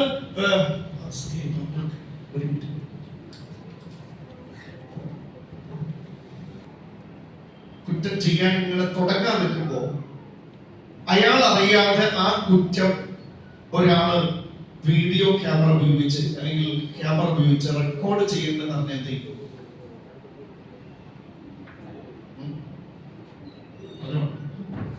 അങ്ങനെ തെറ്റ് ചെയ്യാൻ നിൽക്കുന്നു, ഒരാളെ കൊല്ലാൻ നിൽക്കുന്നു, അല്ലെങ്കിൽ വ്യഭിചരിക്കാൻ നിൽക്കുന്നു, ഒരു വേണ്ടാത്ത കാര്യം എന്തോ ഒരു കാര്യം ചെയ്യാൻ നിൽക്കുമ്പോ അയാൾ ഇങ്ങനെ ചുറ്റിനും ഒക്കെ പന്തിയോട് തോന്നി ഇങ്ങനെ ഒരാള് ഒരു രഹസ്യ ക്യാമറ വെച്ചിട്ട് എന്റെ കുറ്റം പകർത്തുന്നുണ്ട് എന്ന് തോന്നിയാൽ എന്ത് ചെയ്യും? മെല്ലെ അതിന് പിൻവാങ്ങും. എന്റെ കൂടെ നമ്മുടെ ജീവിതത്തിൽ ജനനത്തിനും മരണത്തിനിടയിൽ ഓരോ സെക്കൻഡും ഇടതടവില്ലാതെ നമ്മുടെ ജീവിതത്തിൽ ഒരു കിതാബ്, നമ്മുടെ ജീവിതത്തിന്റെ മൊത്തം ഒരു രേഖ അള്ളാഹ് ഉണ്ടാക്കുന്നുണ്ട് ഓരോരുത്തരുടെയും. നമുക്ക് അള്ളാഹു നേരിട്ട് നമ്മുടെ ജീവിതത്തിൽ നിരീക്ഷിക്കുന്നു. പിന്നെ إذ يتلقى المتلقيان عن اليمين وعن الشمال قعيد ما يلفظ من قول إلا لديه رقيب عتيد. 2 മലക്ക് ഓരോരുത്തരും കൂടിയുണ്ട്. ആ മലക്കിന്റെ പ്രത്യേക ഓരോരുത്തരും ജനിക്കുമ്പോഴും ഓരോരുത്തരുടെ 2 മലക്കാണ് അല്ലാഹു നിശ്ചയിക്കുന്നത്. നമ്മുടെ കർമ്മങ്ങളൊക്കെ റെക്കോർഡ് ചെയ്യാൻ, നമ്മുടെ സംസാരം, നമ്മുടെ ചിന്തകൾ വരെ അവർ പറഞ്ഞിട്ടുണ്ട്. നിങ്ങൾ ഒരാളെ മനസ്സുകൊണ്ട് പാപം ചെയ്യുന്നവരില്ലേ, മനസ്സുകൊണ്ട് ഇപ്പൊ മോശമായ വിചാരങ്ങൾ ഒഴിവാക്കണം. അസൂയ എന്ന കുറ്റത്തിന്റെ ഇടപെടൽ മനസ്സാണ്, ഹൃദയമാണ്. അപ്പൊ അവരുടെ ആളുടെ അസൂയ വെക്കുമ്പോ അതടക്കം എന്ത് ചെയ്യുന്നുണ്ട്? ഈ മലക്കുകൾ പകർത്തുന്നുണ്ട്. സദാസമയങ്ങൾ എവിടെ പോലെ അങ്ങനെ നമ്മളൊരു തെറ്റ് ചെയ്യണമെങ്കിൽ, ഒരാൾക്ക് തെറ്റ് ചെയ്യണമെങ്കിൽ അള്ളാഹ് കാണാത്തൊരിടത്ത് പോയിട്ട് തെറ്റ് ചെയ്തോ? അങ്ങനെ ഒരു സ്ഥലമല്ലല്ലോ. പിന്നെ നിങ്ങൾ തെറ്റ് ചെയ്യും, നിങ്ങൾ തെറ്റ് ചെയ്യും. ഈ അപ്പൊ എന്താണ് എന്റെ അർത്ഥം? ഈ ബോധമല്ല ഇബ്ലീസ് സമർപ്പിച്ചു. ഈ ബോധമുള്ളവർ തെറ്റ് ചെയ്തിട്ടില്ല. അപ്പൊ നമ്മളിൽ നമ്മുടെ മക്കളിൽ ഉണ്ടാവേണ്ടത് സദാസമയം തെറ്റ് ചെയ്യാൻ ഉദ്ദേശിച്ചു, ചെയ്തില്ല. തെറ്റ് ചെയ്യാൻ ഉദ്ദേശിച്ച് പിന്മാറിയാല് അയാൾക്ക് ഒരു പുണ്യം നന്മയായിട്ട് ഒരു നന്മ രംഗപ്പെടും. അതായത് മലക്കുകൾക്ക് നമ്മൾ ഉദ്ദേശിച്ചാൽ മലക്കൾക്ക് വിവരം കൊടുക്കും. അള്ളാഹുവെ നമ്മളോട് തെറ്റ് ചെയ്യാൻ ഉദ്ദേശിച്ചു അതന്നെ മലക്ക് അപ്പൊ ഇൻഫർമേഷൻ കൊടുക്കും. ഏത്? അള്ളാഹുവിന്റെ ദാസന്റെ ദാസിയോട് തെറ്റ് ചെയ്യാൻ നിൽക്കുന്നുണ്ട്. അപ്പൊ അള്ളാഹ് പറയും നിങ്ങൾ അവനെ നിരീക്ഷിക്കുക. അവൻ ആ തെറ്റ് ചെയ്താൽ തെറ്റിന് ആ ഒരു ശിക്ഷ, ഒറ്റ ശിക്ഷ രേഖപ്പെടുത്താം. പിന്മാറിയാൽ, ആ തെറ്റ് ചെയ്യാൻ അള്ളാഹുവിനെ പേടിച്ചോ മറ്റു പിന്മാറിയാൽ നന്മ രേഖപ്പെടുത്താം. ചിലപ്പോ തെറ്റ് അള്ളാഹിനെ പേടിച്ചിട്ടാണ് പിന്മാറിയത്, ഒരു നന്മയില്ല, ചില സ്പോട്ടിൽ സ്വർഗം നിശ്ചയിച്ച കേസുണ്ട്. അതാണ് അർശന്റെ തണൽ കിട്ടുന്ന 7 വിഭാഗത്തിൽ ഒരു വിഭാഗം ഒരു പെണ്ണിനെ വ്യഭിചരിക്കാൻ പോയി. ആ പെണ്ണ് പറഞ്ഞു അള്ളാഹിനെ പേടിക്കട്ടോ, ഒരൊറ്റ കാരണം കൊണ്ട് അയാൾ എന്ത് ചെയ്തു, പിന്മാറി. ആ തിന്മ ചെയ്യാൻ ഉദ്ദേശിച്ച് പോയതാണ്, പക്ഷെ അള്ളാഹിനെ പേടിച്ച് പിന്മാറിയത് കൊണ്ട് അർശന്റെ തണൽ കിട്ടിയ. അപ്പൊ എപ്പോഴും തെറ്റിൽ നിന്ന് രക്ഷപ്പെടാൻ നമുക്ക് നമ്മുടെ മക്കൾക്കുള്ള വഴിയാണ് ഇത്. എല്ലാ സമയത്തും എന്നെ അള്ളാഹ് കാണുന്നു, അങ്ങനെ എല്ലാ സമയത്തും മലക്കുകൾ എന്റെ ജീവിതത്തെ അറിയുന്നു, അവർ റെക്കോർഡ് ചെയ്യുന്നുണ്ട്. അങ്ങനെ അള്ളാഹു നേരിട്ട് നിരീക്ഷിച്ചു കൊണ്ടിരിക്കുക, മലക്കുകൾ എന്റെ ജീവിതത്തെ റെക്കോർഡ് ചെയ്തുകൊണ്ടിരിക്കുക. ഒരു കുറ്റം ചെയ്യാൻ പറ്റുമോ? വ്യഭിചരിക്കുക, നാണല്ല, കൈക്കൂലി വാങ്ങും, പലിശ, വേണ്ടാവൃത്തികൾ, മറ്റുള്ള കാര്യങ്ങൾ, ആളുകളെ പറ്റിക്കുക. നമ്മുടെ ഭാര്യ ഭർത്താവിന്, ഭർത്താവ് ഭാര്യ, മക്കള് മാതാപിതാക്കള് മക്കള്, ഇങ്ങനെ ഒരു പറ്റിക്കൽ ലോകത്തല്ലേ. ഇവിടെ ഈ അള്ളാഹു ഇത് എന്നെ റെക്കോർഡ് ചെയ്യുന്നു, അള്ളാഹു കാണുന്നു, അറിയുന്നു ബോധം ഉണ്ടെങ്കിൽ ചെയ്യൂല. നമ്മുടെ അതിന്റെ ഒരു ഉദാഹരണമാണ്. ഇപ്പോ ഒരു പെണ്ണ്, നല്ല മുത്തഖിയായ ഒരു പെണ്ണ്, നല്ല തക്കമുള്ള ഒരു ചരിത്രത്തിലൊരു കഥയാണ്. അപ്പൊ ഒരു ചെറുപ്പക്കാരൻ ഈ പെണ്ണിനെ എപ്പോഴും ഇങ്ങനെ അവന്റെ ആവശ്യങ്ങൾ വശീകരിക്കാൻ തുടങ്ങും. പക്ഷെ ഈ പെണ്ണ് നല്ല തക്കമുള്ള സ്ത്രീ ആയതുകൊണ്ട് എന്ത് ചെയ്തില്ല, ഇവന്റെ ഇംഗിതം ഇവന്റെ കൂടെ കടന്നു കൊടുക്കാൻ തയ്യാറായി. പക്ഷെ ശല്യം നമ്മളൊരു മാരണങ്ങൾ പോട്ടെ, ഇതവിടെ കൂടില്ല. അപ്പൊ ഈ പെണ്ണിന് മനസ്സിലായി, ഇവനെ അള്ളാഹു എന്നെ കാണുന്നു, അറിയുന്നു എന്ന ഒരു പേടിയും ഭയഭക്തിയും ഇവനിൽ ഉണ്ടാക്കാതെ ഇവന്റെ ശരീരത്തിൽ നിന്ന് എനിക്ക് രക്ഷപ്പെടാൻ പറ്റൂല എന്ന് മനസ്സിലായി. അപ്പൊ ഈ പെണ്ണ് അവനെ ഉപദേശിക്കാൻ, ഈ ചിന്ത അള്ളാഹ് കാണുന്നുണ്ട്, അറിയുന്നുണ്ട്, അള്ളാഹ് കണ്ടുകൊണ്ടിരിക്കുക, നമുക്ക് എങ്ങനെ ഈ തെറ്റ് ചെയ്യാൻ പറ്റുമെന്ന ഒരു ബോധം ഉണ്ടാക്കണം. ആ നിലക്ക് ആ ചെറുപ്പക്കാരനെ ഉപദേശിക്കാൻ തീരുമാനിച്ചു. അങ്ങനെ ഈ ചെറുപ്പക്കാരി എന്ത് ചെയ്യുന്നു, വീട്ടിലേക്ക് വിളിച്ചു പോയി. വന്നിട്ട് പറഞ്ഞു, ഈ ചെറുപ്പക്കാരൻ കുറെ കാലം പിന്നാലെ നടന്നിട്ട് അവസാനം വീണു എന്നാണ് വിചാരിച്ചത്. ആ പെണ്ണ് പറഞ്ഞു, കാലത്തിനകം എല്ലാ വാതിലും. ചെറുപ്പക്കാരൻ ഭയങ്കര ആവേശത്തോടെ എല്ലാ വാതിലും. അപ്പോ ഈ ചെറുപ്പക്കാരൻ അടച്ചത് മനുഷ്യർ കാണുന്ന വാതിലാണ് അടച്ചത്. അപ്പൊ ആ ചെറുപ്പക്കാരെ പെണ്ണ് പറഞ്ഞു, നീ എല്ലാ വാതിലും അടച്ചോ? എല്ലാ വാതിലും അടച്ചോ? അപ്പൊ ആ ചെറുപ്പക്കാരൻ പറഞ്ഞു, ഏതൊരു വാതിലുണ്ടല്ലോ ഏതൊരു വാതിലൊക്കെ ഒക്കെ അടച്ചു ഞാൻ ഉറപ്പുവരുത്തി, കുലിക്കൊക്കെ നോക്കി ഉറപ്പുവരുത്തി, ചവിട്ടിയാലും പൊളിയാത്ത നിലക്ക് ഉറപ്പുവരുത്തി അടച്ചിട്ടാണെന്ന്. അപ്പൊ ആ പെണ്ണ് പറഞ്ഞു,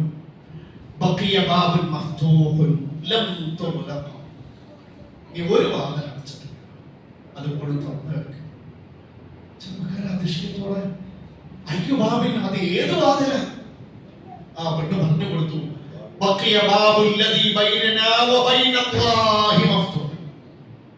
നമ്മുടെ രണ്ടാളുടെയും അള്ളാഹുവിന്റെയും ഇടയിലുള്ള ഒരു വാതിലല്ലേ, ആ വാതിൽ തുറന്നു കിടക്കും. ആ വാതിലൂടെ അള്ളാഹു എന്നെയും നിന്നെയും കണ്ടുകൊണ്ടിരിക്കുന്നു. നിനക്ക് അള്ളാഹിനെ പേടിയില്ല ചെറുപ്പക്കാര? അള്ളാഹിനെ തുറന്ന് അള്ളാഹിന്റെ വാതിലെ ഇരിക്കും, നിനക്കും അടക്കാൻ കഴിയില്ല, അത് തുറന്നെ കിടക്കണം. ആരും വിചാരിച്ചു അടക്കാൻ പറ്റില്ല. അതിലൂടെ അള്ളാഹു എന്നെയും നിന്നെ കണ്ടുകൊണ്ടിരിക്കും. ഈ വേണ്ടാവൃത്തികൾ ചിന്തിക്കാൻ പോലും നിനക്ക് മനസ്സ് വന്നോ? നിനക്ക് അള്ളാഹിനെ പേടിയില്ലേ? ഇത് വല്ലാത്ത കൊള്ളലായി. കാരണം ചില പ്രബോധനം അങ്ങനെ, ഈ ചെറുപ്പക്കാരന്റെ മനസ്സിൽ അള്ളാഹിനെ പ്രകമ്പനം ഉണ്ടാക്കി അള്ളാഹിനെ പറ്റി. അങ്ങനെ ഈ വ്യഭിചരിക്കുക എന്ന തെമ്മാടിത്തരം, അതല്ല എല്ലാ തെമ്മാടിത്തരും ആ ചെറുപ്പക്കാരൻ അവസാനിപ്പിക്കുകയും ഈ മനുഷ്യൻ അള്ളാഹിനോട് തൗബ ചെയ്യുകയും അങ്ങനെ ആ ഈമാനികമായ നല്ല അവസ്ഥ, അള്ളാഹിനെ പേടിയുള്ള അവസ്ഥ മരണം വരെ തുടരുകയും ചെയ്തു, സ്വാലിഹായി ജീവിക്കുകയും ചെയ്തു. നമുക്ക് ആലോചിച്ചു, ആ ചെറുപ്പക്കാരൻ തെറ്റ് ചെയ്യാതിരുന്നത് എന്തുകൊണ്ട്? ഒന്ന്, ഇനി തെറ്റ് ചെയ്യാൻ പോയ ആ ചെറുപ്പക്കാരന് തെറ്റിൽ നിന്ന് പിന്മാറിക്കാനും അല്ലെങ്കിൽ പിൻവലിക്കാനും തുടർന്നുള്ള ജീവിതം നന്നാക്കാനും പ്രേരകമായ ഒരു ചിന്ത. ഏതാണത്? ഉമർ അള്ളാഹുണ്ടായ ചിന്തയാണ്. നമ്മുടെയും അള്ളാഹുവിന്റെയും ഇടയിലുള്ള വാതിൽ തുറന്നു കിടക്കും. അത് ഓർത്താൽ എവിടെ ചെന്നാലും നിങ്ങൾ ചിന്തിക്കേണ്ടത്, എത്ര തന്നെ നിങ്ങൾ രഹസ്യമാക്കി വെച്ചാലും, നമ്മളിപ്പോ ഒരു തെറ്റ് പരമരഹസ്യമാക്കിയിട്ട് എവിടെ ഒളിക്കാൻ പറ്റുമോ ഒളിപ്പിക്കാൻ പറ്റുമോ എന്ന് പറയും. ഒരു തെറ്റ് ആരും കാണാതെ അറിയാതെ ഒളിപ്പിക്കാൻ പറ്റിയ ഒരു ഇടം വർത്തനല്ലേ. പക്ഷേ ഇതിന്റെ താക്കോൽ എന്റെ നിങ്ങളുടെ കയ്യിലാണ്. അതാരുടെ കയ്യിലാണ്? അത് അള്ളാഹ് തുറക്കാം, നോക്കാം. അത് തുറന്ന് കിടക്കാണ്. പിന്നെ അള്ളാഹിന്റെ മുന്നിൽ നാടകം കളിച്ചിട്ട് എന്താ എന്റെ കൂട്ടരെ? അതാണ് അള്ളാഹെ പറ്റിക്കുന്നത്. അള്ളാഹ് കണ്ടു നമ്മൾ ചെയ്ത തെറ്റ് അറിഞ്ഞു. ശരിക്കും രേഖയാണ്. അള്ളാഹിന്റെ കയ്യിൽ റെക്കോർഡുണ്ട്, മലക്കുകൾ പകർത്തുന്നുണ്ട്. നമ്മൾ ഈ തെറ്റ് ചെയ്യണ ഈ നന്മ ചെയ്യുന്ന സ്ഥലം ആ നന്മയോ തിന്മയോ റെക്കോർഡ് ചെയ്തിട്ടുണ്ട്. നമ്മുടെ ശരീരം സാക്ഷിയാണ്, വിറ്റ്നസ് ആണ്. എത്ര ഒരു തെളിവല്ല, ഒരുപാട് തെളിവുകളാണ് നമ്മുടെ കർമ്മങ്ങൾക്ക് ഉണ്ടാക്കുന്നത്. ഇത്രയൊക്കെ ഒരു കൂമ്പാരം തെളിവുകൾ നമുക്കുണ്ടാകുമ്പോൾ നമ്മുടെ ചെയ്തികൾക്ക് ഉണ്ടാകുമ്പോൾ എങ്ങനെ തെറ്റ് ചെയ്യാൻ പറ്റും? ഇനി എന്താ വഴി? പിടിക്കപ്പെടും. നിങ്ങളൊരു വൃത്തിയുടെ ചെയ്യാൻ പോയി ഭർത്താവായിക്കൊണ്ടില്ലേ, ഭാര്യ ഇങ്ങനെ അറിയാണ്ട് നിങ്ങൾ അറിയാണ്ട് വന്ന് രഹസ്യമായി എടുത്തിട്ട് നിങ്ങൾ രാത്രി ചന്തക്കാരനായിട്ട് കുറ്റം ചെയ്യാത്തവരായിട്ട് വന്നപ്പോ പറഞ്ഞ നിങ്ങൾ ചെയ്ത തെറ്റ് വീഡിയോ എടുത്ത് കാണിച്ചു കൊടുത്താ പിന്നെന്താ വഴി? അടിയറോ പറയാം, എന്ത് ചെയ്യാ, അവളെ പൊരുത്തപ്പെടിക്കുക, ഇനി ചെയ്യില്ല എന്ന് പറയും. അതല്ല വഴി. തിരിച്ചു അങ്ങോട്ടും ഇങ്ങോട്ടും എല്ലാത്തിനും ഒക്കെ തന്നെ ഉണ്ടോ. ഇവിടെ അള്ളാഹു കണ്ടു അറിഞ്ഞു ഒക്കെ റെക്കോർഡാണ്. ഇപ്പൊ അള്ളാഹ് മറച്ചു വെച്ചെന്നേ, ഇപ്പൊ അള്ളാഹ് നമ്മൾ നാട്ടിച്ചിട്ടില്ല. ഇപ്പൊ അള്ളാഹൊക്കെ നമ്മൾ കാണിച്ചു കൊടുത്തു, നമ്മുടെ തെറ്റിന്റെ ലോകർക്ക് കാണിച്ചു കൊടുത്തിട്ടില്ല. അത് അള്ളാഹിന്റെ കാര്യം. പക്ഷെ അള്ളാഹ് കാണിക്കും. എവിടെ? അവിടെ നമ്മൾ ചെയ്ത തെറ്റുകളൊക്കെ അള്ളാഹ് ഓരോന്ന് എടുത്ത് കാണിക്കുമ്പോ നോക്കണേ, ഈ നമ്മുടെ ഈ പൊടിപ്പാറ പാലക്കാട് ജില്ലയിലെ മനുഷ്യന്മാർ മാത്രമല്ല അറിയാം, ആദം നബി മുതലുള്ള മുഴുവൻ മനുഷ്യന്മാരും, ആ ജിബ്രീൽ അലൈഹിസ്സലാം മുതലുള്ള എല്ലാ മലക്കുകളും, ഇബ്ലീസ് മുതലുള്ള സകല ജിന്നുവർക്കും ഒക്കെ ഉണ്ടാവണം. നാണം വിട്ടുപോലെ എന്റെ കൂട്ടരെ പശ്ചാത്തലം കൽബ് തോർത്ത് പറയും അള്ളാഹ് സ്നേഹിക്കും. ചിലപ്പോ നമ്മളിൽ ആരൊക്കെയോ പശ്ചാത്തപിക്കാൻ ബാക്കിയുണ്ട്. മഴ പെയ്തു പെയ്തില്ല പറ്റില്ല അന്തരീക്ഷം നിൽക്കുന്നത്. എന്തായിരിക്കും പടച്ചോനെ വരാത്തത്? ആരോ ബാക്കിയുണ്ട്. ഒരു കഥ പറഞ്ഞ് അവസാനിപ്പിക്കും. നമുക്ക് ഗുണപാഠം ഇന്നത്തെ അന്തരീക്ഷം ഇന്നത്തെ സാഹചര്യത്തിൽ കേൾക്കേണ്ട ഒരു കഥയാണ്. ബനൂ ഇസ്രായേൽ മൂസാ നബിയുടെ കാലം ഭയങ്കര വരൾച്ച, ചൂട് എന്ന് പറഞ്ഞാൽ ഇതിനേക്കാളും അതിശക്തമായ വരൾച്ച, ജലക്ഷാമം. അപ്പോ ബനൂ ഇസ്രായേൽ പറഞ്ഞ മൂസ അല്ലാഹുവോട് പ്രാർത്ഥിക്കും. അങ്ങനെ മൂസാ നബി ഖറജ യൗമൻ യസ്തസ്ഖി, മഴയ്ക്ക് വേണ്ടി പ്രാർത്ഥിക്കാനായി പുറപ്പെട്ടു. ചരിത്ര രേഖകളിൽ 70,000-ഓളം ബനൂ ഇസ്രായേലുകാരുണ്ട് എന്നാണ് ഒരു ചില രേഖകളിൽ പറയുന്നത്. അപ്പൊ അത്രത്തോളം കുറച്ച് അധികം ഉണ്ട്. അപ്പൊ മൂസാ നബി അലൈഹി സ്വലാത്തു വസ്സലാം അല്ലാഹുവിനോട് പ്രാർത്ഥിച്ചു, അല്ലാഹുവേ ഞങ്ങൾക്ക് കുടിനീര് നൽകണേ, മഴ നൽകണേ എന്നൊക്കെ ആര് പ്രാർത്ഥിച്ചു? മൂസാ നബി പ്രാർത്ഥിച്ചു. പക്ഷെ അല്ലാഹു പ്രാർത്ഥിച്ചതാരാ? പ്രാർത്ഥിച്ചതാരാ? ഒരു നബിയല്ല. ഔലുൽ അസ്മിലെ 6 പ്രവാചകന്മാരിൽ ക്ഷമയിലും ദൃഢതയിലും ഉറച്ചു നിൽക്കുന്ന 6 പ്രവാചകന്മാരിൽ ഒരാളാണ് ആര്? കലീമുല്ലാഹി മൂസ, അള്ളാഹുവോട് സംസാരിച്ച നബി. അത് മറ്റൊരു നബിക്കുമില്ല. എന്നിട്ടും മൂസാ നബിയുടെ പ്രാർത്ഥനയ്ക്ക് അള്ളാഹു ഉത്തരം കൊടുത്തില്ല. നമ്മൾ വിചാരിക്കും പള്ളിയിൽ പ്രാർത്ഥിച്ചിട്ട് മഴ കിട്ടിയില്ല, കുറെ കുറ്റം നമ്മുടെ ഭാഗത്ത്. മൂസാ നബി പ്രാർത്ഥിച്ചു, വെള്ളം തരണേ, അള്ളാഹു കൊടുത്തില്ല. അള്ളാഹു മൂസാ നബിക്ക് മറുപടി കൊടുത്തതറിയോ? യാ മൂസ ഇന്ന ഫീകും അബ്ദൻ യുബാരിസുനി ബിദുനൂബി 40 ആമൻ. മൂസ, നിന്റെ സമൂഹത്തിൽ ഒരു മനുഷ്യൻ, കേൾക്കുക, എത്ര? ഒരേ ഒരാൾ കഴിഞ്ഞ 40 കൊല്ലമായി പാപത്തിൽ എന്നോട് മത്സരിച്ചുകൊണ്ടിരിക്കുക. അതുകൊണ്ട് നിങ്ങളുടെ കൂട്ടത്തിലാകുമ്പോ ഒരു മനുഷ്യനോട് പുറത്തു വരാം, പുറത്തു പോവാം. അപ്പൊ മൂസാ നബി അലൈഹി സ്വലാത്തു വസ്സലാം അള്ളാഹുവിനോട് പറഞ്ഞു, അള്ളാഹുവേ ഇത്രയും മനുഷ്യന്മാരോട് ഞാൻ എന്നെ വിളിച്ചുകൊണ്ടൊക്കെ കേൾക്കട്ടെ. ഈ കണ്ട മനുഷ്യന്മാരിൽ ഏതോ ഒരാൾ 70,000 അല്ലേ, അതെങ്ങനെ കണ്ടെത്തും? വിളിച്ചു പറഞ്ഞാൽ തന്നെ കേൾക്കൂലല്ലോ പടച്ചവനെ. അപ്പൊ അള്ളാഹു പറഞ്ഞു, മൂസ യാ മൂസ ഖുൽ അൻത വഅലിമുൽ ബലാ, നീ പറഞ്ഞാൽ മതി.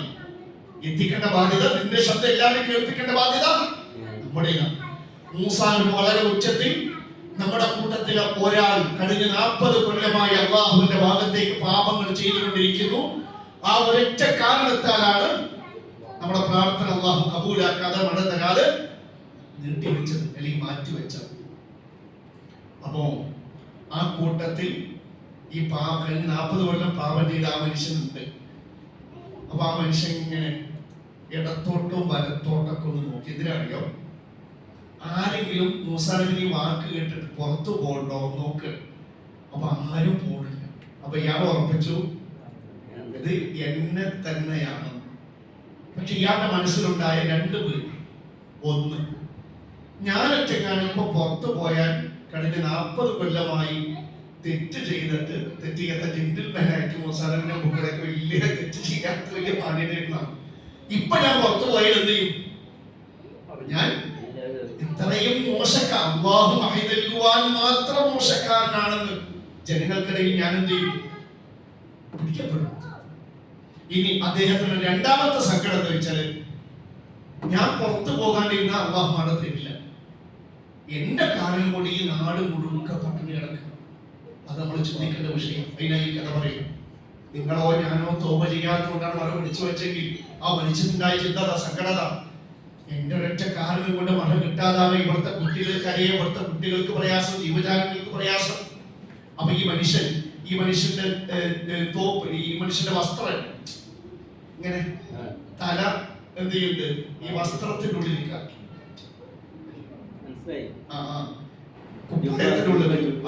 എന്നുവെച്ചാൽ ആരും കേൾക്കാതെ മനസ്സുകൊണ്ട് ആ സദസ്സിലിരുന്ന് തന്റെ കഴിഞ്ഞ 40 കൊല്ലത്തെ മുഴുവൻ തെറ്റുകളും അള്ളാഹു ഏറ്റുമാറും. യാ റബ്ബ്, എന്റെ റബ്ബേ, അല്ലാഹുമ്മ ഇന്നി അതൂബു ഇലൈക, ഞാൻ നിന്നോട് ദാ എല്ലാ പാപം ഞാൻ തൗബ ചെയ്ത് ഏറ്റു പറയുന്നു. ഫസ്തുർനി, എന്നെ രഹസ്യമാക്കി എന്നെ കാണിച്ചു കൊടുക്കരുതേ. ഇത് ആവർത്തിച്ചു. അല്ലാഹുമ്മ ഇന്നി അതൂബു ഇലൈക, അല്ലാഹുവേ, ഞാൻ എന്റെ കഴിഞ്ഞ 40 കൊല്ലത്തെ പാപം അല്ലാഹു ഏറ്റു പറയും, പുറത്തു തരണേ. ഫസ്തുർനി, എന്നെയും എന്റെ പാപത്തെയും പരസ്യപ്പെടുത്തരുത്, എന്നെ കാണിച്ചു കൊടുക്കരുത് പഠിച്ചവനെ. അല്ലാഹുമ്മ ഇന്നി അതൂബു ഇലൈക ഫസ്തുർനി, അല്ലാഹുവേ, കഴിഞ്ഞ 40 കൊല്ലത്തെ മുഴുവൻ പാപം ഞാൻ ഏറ്റുപറയുന്നു. അല്ലാഹുവേ, എന്നെ നീ കാണിച്ചു കൊടുക്കല്ലേ. ഈ മനുഷ്യൻ മനസ്സുകൊണ്ടാണ്, തൊട്ടടുത്തിരുന്ന ആള് പോലും കേട്ടിട്ടില്ല കേട്ടോ. ആരറിഞ്ഞു? അറിഞ്ഞു. ഇയാള് പശ്ചാത്തപിച്ച് തീർന്നില്ല. പൈപ്പിന്റെ ടാപ്പ് തുറന്ന പോലെ മഴ ചറ പറയാൻ പോയി. അപ്പൊ മൂസാ നബി അല്ലാഹുവോട് ചോദിക്കുന്നത്, റബ്ബേ, സഖൈതനാ വഅഗ്തൈതനാ വലം യഖ്റുജ് മിന്നാ അഹദ്. അല്ലാഹുവേ, എങ്ങനെയാണെന്ന് ഒരാളെ പുറത്തു പോയില്ലല്ലോ. അല്ലാഹുവേ, നീ നിർദ്ദേശിച്ച 40 കൊല്ലമായി കുറ്റം ചെയ്യുന്ന മനുഷ്യൻ പുറത്തു പോയിട്ടില്ലല്ലോ. പുറത്തു പോയിട്ട് ആരും പോയിട്ടില്ല. പിന്നെന്തിനാ മഴ കിട്ടിയത്? അയാൾ പോയാലല്ലേ മഴ തരിക. അപ്പൊ അല്ലാഹു സുബ്ഹാനഹു വതആല മൂസാ നബിയോട് പറയുന്നുണ്ട്, യാ മൂസാ,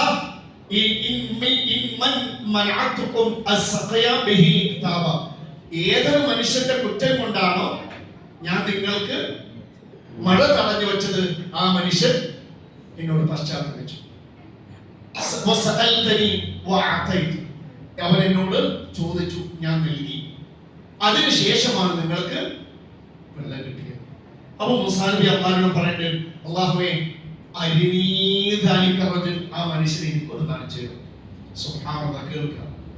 നിങ്ങൾ ചെയ്ത തെറ്റ് അല്ലാഹുവേ എന്ന് വിളിക്കുന്നവരോടുള്ള അല്ലാഹുവിന്റെ സ്നേഹം അറിയാം. മൂസാ നബി എന്താ പറഞ്ഞത്?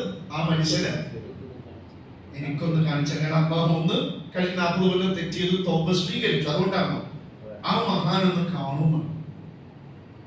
ഇത്രയുള്ള മൂസാ നബിയുടെ ആഗ്രഹം. വേറെ ദുരിതം ചെറുപ്പം പൊട്ടിക്കണമെന്നല്ല.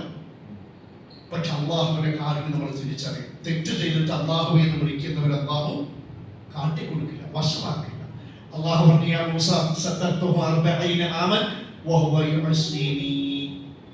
കഴിഞ്ഞ 40 കൊല്ലമായി ആ മനുഷ്യനോട് തെറ്റ് ചെയ്തിട്ട് ഞാൻ മനുഷ്യന് നിനക്കോ ഈ നാട്ടുകാർക്കോ ആ മനുഷ്യന്റെ ദുഷ്ചെയ്തികൾ ഞാൻ കാണിച്ചു തന്നിട്ടില്ലല്ലോ. ആ മനുഷ്യന്റെ പാപങ്ങളെയും പാപം ചെയ്തുകൊണ്ടിരിക്കാൻ ഞാൻ എന്തെങ്കിലും മറച്ചു വെച്ചു. ഇപ്പോഴാ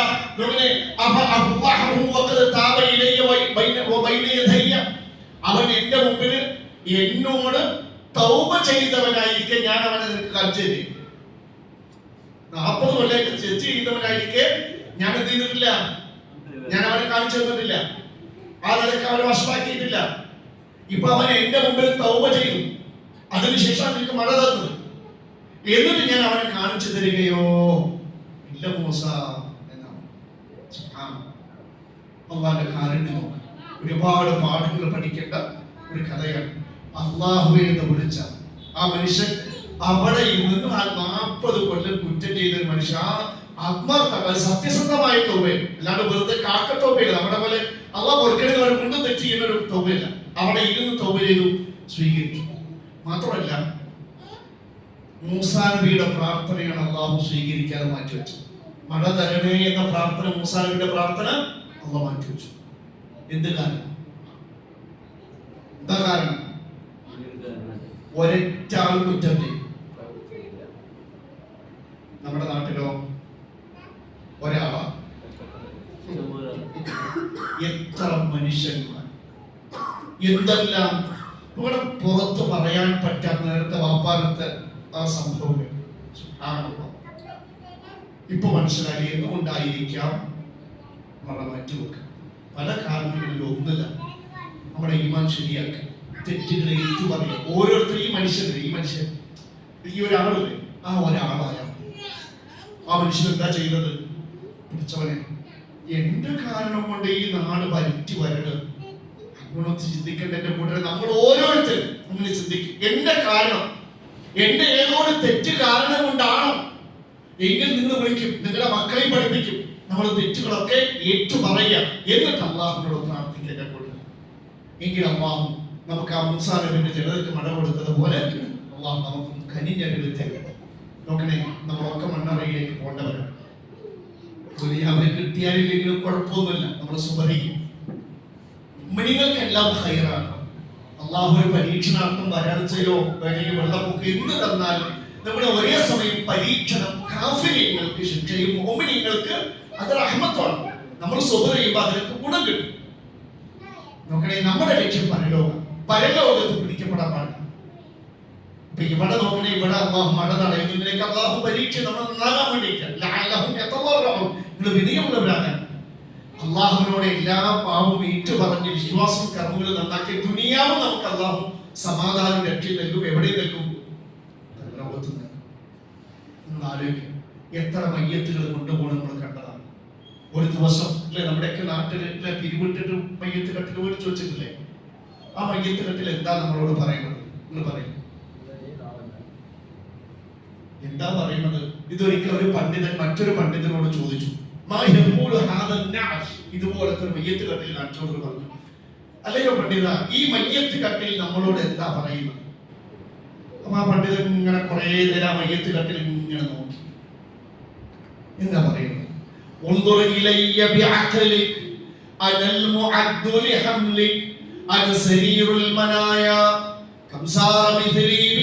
ഇതാണ് മയ്യത്ത് കട്ടിൽ നമ്മളോട് പറയുന്നത്. നമ്മുടെ മഹലിൽ നമുക്ക് വേണ്ടി പിരിവിട്ട് മേടിച്ച ആ മയ്യത്ത് കട്ടിൽ പറയുന്നത്, മനുഷ്യ, നീ നിന്റെ തലച്ചോറ് കൊണ്ട് എന്നെ നോക്ക്, കണ്ണോണ്ട് നോക്കിയിട്ട് കാര്യമില്ല. നീ ചിന്തിക്ക്, ഞാൻ ആരാ? നിന്നെ വഹിക്കാൻ വേണ്ടി തയ്യാറാക്കപ്പെട്ട ഒരു വാഹനം, ഞാൻ നിന്നെ വഹിക്കാനുള്ളതാണ്. ഇപ്പൊ നിന്നെ എന്നിലെ ഏറ്റാത്തത് കൊണ്ടാ ഞാൻ മരണത്തിന് കട്ടിലായതുകൊണ്ടാണ്. ശരീരമായ മരണത്തിന് കട്ടില. നീ മരിച്ചിട്ടില്ല, നീ മരിക്കട്ടെ, നിന്നെ എന്റെ മേൽ കടത്തും. നിന്റെ പോലുള്ള എത്ര ആൾക്കാരാ എന്റെ കൂടെ യാത്ര ചെയ്തെന്നറിയോ? അവരൊക്കെ മരിച്ചപ്പോ എന്നിലേറ്റിയിട്ട് കൊണ്ടുപോയി എത്തിക്കേണ്ടിടത്ത് ഞാൻ എത്തിച്ചു. നീ മരിച്ചാൽ നിന്നെയും നിന്റെ മയ്യത്ത് എത്തിക്കേണ്ട സ്ഥലത്ത് എത്തിക്കാനുള്ള വാഹനമാണ് ഞാൻ. ഓർത്തോ, ആ മയ്യത്ത് കട്ടിലേക്ക് നമ്മുടെ മയ്യത്ത് വെക്കുന്നതിന് മുമ്പ് ചെയ്യേണ്ടതൊക്കെ ചെയ്തു തീർക്കുക. പറയേണ്ടതൊന്നും അള്ളാഹുവോട് ബാക്കി വെക്കണ്ട. ഇന്നൊരൊറ്റ രാത്രി ചിലപ്പോൾ ഉണ്ടാവും, നാളെ നമ്മുടെ മയ്യത്ത് കട്ടിലിൽ കൊണ്ടുപോയേക്കാം. എല്ലാം ചെയ്തു തീർത്ത് ഹൈറായ മരണത്തിന് വേണ്ടി പ്രവർത്തിക്കും. അങ്ങനെ നല്ലൊരു ആഗ്രഹത്തോടെ ഹൈറ് ചെയ്ത് ഹൈറായി മരിക്കണം എന്ന് ആഗ്രഹിച്ചാൽ, കഴിഞ്ഞ ഒരു ഹദീസ് ഓർമ്മണ്ടോ? ഓരോ മനുഷ്യനും എന്തിലായി ജീവിച്ചോ അതിലായി മരിക്കും. ഒരു മനുഷ്യൻ ഏതവസ്ഥയിൽ മരിച്ചോ ആ അവസ്ഥയിൽ ഉയർത്തെഴുന്നേൽക്കും. നമ്മൾ പാപം ചെയ്ത് മരിച്ചാൽ എന്റെ കൂടെ ആ പാപം ചെയ്യുന്നവരായിട്ട് പരലോകത്ത് ഉയർത്തുന്നതാണ്. നിങ്ങൾ നല്ലവരായി മരിച്ചാൽ ആ നന്മ ചെയ്യുന്നവരായി ഉയർത്തെഴുന്നേൽപ്പിക്കപ്പെടും. ഇത് ഉസ്താദ് തസ്ലീമ. ഇന്തോനേഷ്യ നിങ്ങൾക്കറിയാം ഒരു മുസ്ലിം രാജ്യം. അവിടെ ഇന്തോനേഷ്യയിൽ മസ്ജിദ് അൽ ബർക്കത്ത് ഷാഫിഇയ്യ എന്നൊരു പള്ളി. ആ പള്ളിയിൽ ഈ ഉമ്മമാർ ഈ മജ്ലിസിൽ ഉമ്മമാർക്ക് ഒരു മജ്ലിസ് ഉണ്ട്. ഈ ഇതുപോലെ കൂടും, സദസ്സ് കൂടും. അപ്പൊ നമുക്കൊക്കെ ഖത്തം തീർക്കിന് എപ്പോ മാത്രമേ ഉള്ളൂ? റമദാൻ അല്ലേ? പക്ഷെ അവിടെ അങ്ങനെയല്ല. ഡെയിലി ഒരു നിശ്ചിത സമയമുണ്ട് പള്ളിയിൽ ഈ ഉമ്മമാരൊക്കെ വരും. അതൊരു പള്ളിയിൽ ഇരുന്ന് ഖത്തം തീർക്കും. അതിന് മാത്രം ഒരു യമാദത്തായിട്ട് വരും. പള്ളിയിൽ വരിക, ആ ഉമ്മമാരൊക്കെ ഇരിക്കുക, എന്നിട്ട് ഇങ്ങനെ എല്ലാവരും പള്ളിയിൽ ഇരുന്ന് ഖത്തം തീർക്കുക. വീട്ടിലല്ല, പള്ളിയിൽ. അങ്ങനെ ഈ ഉസ്താദ് തസ്ലീമ അവര് ഖത്തം തീർത്തു. സൂറത്തുൽ നിസാ ഓതി തീർന്നത് അല്ലെ? ദുആ ചെയ്ത ശേഷം രണ്ടാമത് തുടങ്ങി വെക്കും. ഫാത്തിഹ കഴിഞ്ഞിട്ട് ബഖറ അലിഫ് ലാം മീം ഓതി. ആ പേജിന്റെ അവസാനം അഞ്ചാമത്തെ ആയത്ത് ഉലൈക ഹുമുൽ മുഫ്ലിഹൂൻ അല്ലേ? ഉലൈക ഹുമുൽ മുഫ്ലിഹൂൻ. അങ്ങനെ എന്നിട്ട് അവര് മരണത്തിലേക്ക് വീഴും. പക്ഷെ അവർ ഓതിയത് ആറാമത്തെ ആയത്തല്ല, നേരെ സ്കിപ്പ് ചെയ്ത് 163-ാമത്തെ ആയത്ത്. അത് തൗഹീദിന്റെ ആയത്ത്. വഇലാഹുക്കും ഇലാഹുൻ വാഹിദ്. പക്ഷെ തൊട്ടടുത്ത് ലാ ഇലാഹ ഇല്ലാ ഹുവ. പക്ഷെ അത് പറയാനവരില്ല. വഇലാഹുക്കും ഇലാഹുൻ വാഹിദ്, നിങ്ങളുടെ ആരാധ്യൻ ഏകനാണ് എന്ന് പറഞ്ഞു. തൊട്ടടുത്ത് അവര് ചിലപ്പോ ആ മരിച്ചു കൊണ്ടിരിക്കുമ്പോൾ ബാക്കി കൂടി പൂർത്തീകരിച്ചിരിക്കും. بسم الله الرحمن الرحيم ألف لام ميم ذلك الكتاب لا ريب فيه هدى للمتقين الذين يؤمنون بالغيب ويقيمون الصلاة ومما رزقناهم ينفقون والذين يؤمنون بما أنزل إليك وما أنزل من قبلك وبالآخرة هم يوقنون أولئك على هدى من ربهم وأولئك هم المفلحون وإلهكم إله واحد وبالآخرة هم يوقنون أولئك على هدى من ربهم وأولئك هم المفلحون وإلهكم إله واحد. മരണത്തിലേക്ക് പോണു. അവരുടെ മയ്യത്ത് അള്ളാഹുവിന്റെ പാപങ്ങൾ പുറത്തു കൊടുക്കും. നമുക്കും ഉണ്ടാവും മരണം. അള്ളാഹിന്റെ പള്ളി, അള്ളാഹിന്റെ കലാമോദ്, അത് ഖത്തം പൂർത്തീകരിച്ചിട്ട് രണ്ടാമത്തെ ഖത്തമിന് വേണ്ടി തുടങ്ങി വെക്കും. എന്നിട്ട് നോക്കണം, ആ ശരിക്ക് മരണത്തിൽ കണ്ടതുകൊണ്ടായിരിക്കണം ആ തൗഹീദിന്റെ ആയത്. വഇലാഹുക്കും ഇലാഹുൻ വാഹിദ്, നിങ്ങളുടെ ആരാധ്യൻ ഏകാലേ. 163-ാമത്തെ ആയത്തിൽ ബഖറ. തൊട്ടടുത്ത് പിന്നെ ലാ ഇലാഹ ഇല്ലാ ഹുവ, ലാ ഇലാഹ ഇല്ലല്ലാഹ്. പക്ഷെ അപ്പത്തേക്ക് ചില മനസ്സുകൊണ്ടത് പറയുന്നുണ്ടാവും. നമുക്കൊരു മരണം ഉണ്ട് എൻ്റെ കൂടെ. ഹൈറായ മരണം വേണ്ടേ? എങ്ങനെയെങ്കിലും മരിച്ചിട്ട് കാര്യമില്ല, നല്ല മരണമാവും. അതിന് എപ്പോഴും നന്മകൾ ചെയ്തുകൊണ്ടേ ജീവിക്കണം, തെറ്റിൽ നിന്ന് മാറി നിൽക്കണം. എപ്പോഴും നന്മകൾ വർദ്ധിപ്പിച്ച് പാപം കുറയ്ക്കണമെങ്കിൽ ഞാൻ അള്ളാഹുവിലേക്ക് ഒരുമിച്ച് കൊണ്ടുപോകും. മഹശറിൽ ഞാൻ നിൽക്കും. എൻ്റെ റബ്ബിനെ ഞാൻ അള്ളാഹു ചോദിക്കും, ഞാൻ മറുപടി പറയേണ്ടി വരും. ഞാൻ കുടുങ്ങി, ഞാൻ തെറ്റുകൾ തിരുത്തുക. ആ ചിന്തയോടെ പാപങ്ങൾ കുറയ്ക്കുക, നന്മകൾ വർദ്ധിപ്പിക്കുക. ആ നിലക്ക് നല്ല ഒരു മരണം അള്ളാഹു നമുക്ക് എല്ലാവർക്കും നൽകുന്നതാവട്ടെ. അതിനെപ്പോഴും ഈ ചിന്ത ഉണ്ടാവും. മഹശറിലേക്ക് ഞാൻ ഒരുമിച്ച് കൂട്ടപ്പെടും. അവിടെ ഞാൻ നിൽക്കും. എന്നെ പടച്ചവൻ ചോദിക്കുന്നുള്ള ബോധം ഉണ്ടെങ്കിൽ ഉമർ അള്ളാഹിനെ പോലെ നമുക്കും നന്മകളിലൂടെ ഓടാൻ കഴിയും. നന്മകളിലൂടെ തന്നെ മരിക്കാൻ ആ ഭാഗ്യം അള്ളാഹു നമുക്ക് നൽകും. ആ നന്മകൾ ചെയ്യുന്നവരായിട്ട്, ആ നന്മകൾ ഉള്ളവരായിട്ട് പരലോകത്തിലേക്ക് ഉയർത്തെഴുന്നേറ്റ് വരാനും ആവശ്യത്തെ തണൽ ലഭിക്കാനും വലത് കൈയിൽ കിതാബ് മേടിച്ച് സന്തോഷത്തോടെ സ്വലാത്ത് കിടന്ന അള്ളാഹുവിന്റെ ജന്നത്തിൽ അള്ളാഹിന്റെ നേരെ കാലം ചുവട്ടിൽ ആ സ്വർഗം ക്രമീകരിച്ചു. കാരണം ജന്നാത്തുൽ ഫിർദൗസിൽ മുകളിൽ അള്ളാന്റെ അർശ അല്ലേ, അവിടെയാണ് അള്ളാന്റെ അർശിന്റെ താഴെയാണ് സ്വർഗ്ഗം. നേരെ നോക്കിയാൽ അള്ളാനെ കാണാം, അള്ളാന്റെ അർശ കാണാം. ഇവിടെ നോക്കുമ്പോൾ സൂര്യനെ കാണുന്നവരെ അള്ളാഹ് നബി അങ്ങനെയല്ല പറഞ്ഞത്, അള്ളാഹ് ഞങ്ങൾ കാണും. അപ്പൊ നബി എന്താ പറഞ്ഞത്? നിനക്ക് സൂര്യനെ കാണാൻ തടസ്സം ഉണ്ടാവും? ഇല്ല റസൂലേ. 14-ാം നിലാവ് പൂത്ത് നിൽക്കുന്ന ചന്ദ്രനെ കാണാൻ തടസ്സം ഉണ്ടാവും? ഒരു തടസ്സമില്ല. നിങ്ങൾ അതുപോലെ കാണുന്നു. സ്വർഗത്തിൽ ഇരുന്ന് ആര് ശരിക്കും ഇങ്ങനെ മുളക്ക് നോക്കിയാൽ അള്ളാഹ് എങ്ങനെ കാണാം. എന്തൊരു ഭാഗ്യം എന്റെ കൂട്ടരെ. നേർക്ക് നേരെ അള്ളാഹ് നമ്മുടെ കൈകളിൽ സ്വർഗത്തിൽ ചെയ്യുന്ന സമ്മാനങ്ങൾ വെച്ചത് അനുഗ്രഹിക്കും. അതിന് നന്മയുടെ ഗ്രാഫ് ഉയർത്തണം, തിന്മയുടെ ഗ്രാഫ് താഴ്ത്തിക്കൊണ്ടുവരണം. അള്ളാഹു അനുഗ്രഹിക്കുമാറാവട്ടെ. അള്ളാഹുവേ, ഞങ്ങളുടെ ജീവിതത്തിൽ വന്നുപോയ മുഴുവൻ പാപങ്ങളും നിന്റെ റഹ്മത്ത് കൊണ്ട് നീ പുറത്തു തരണം.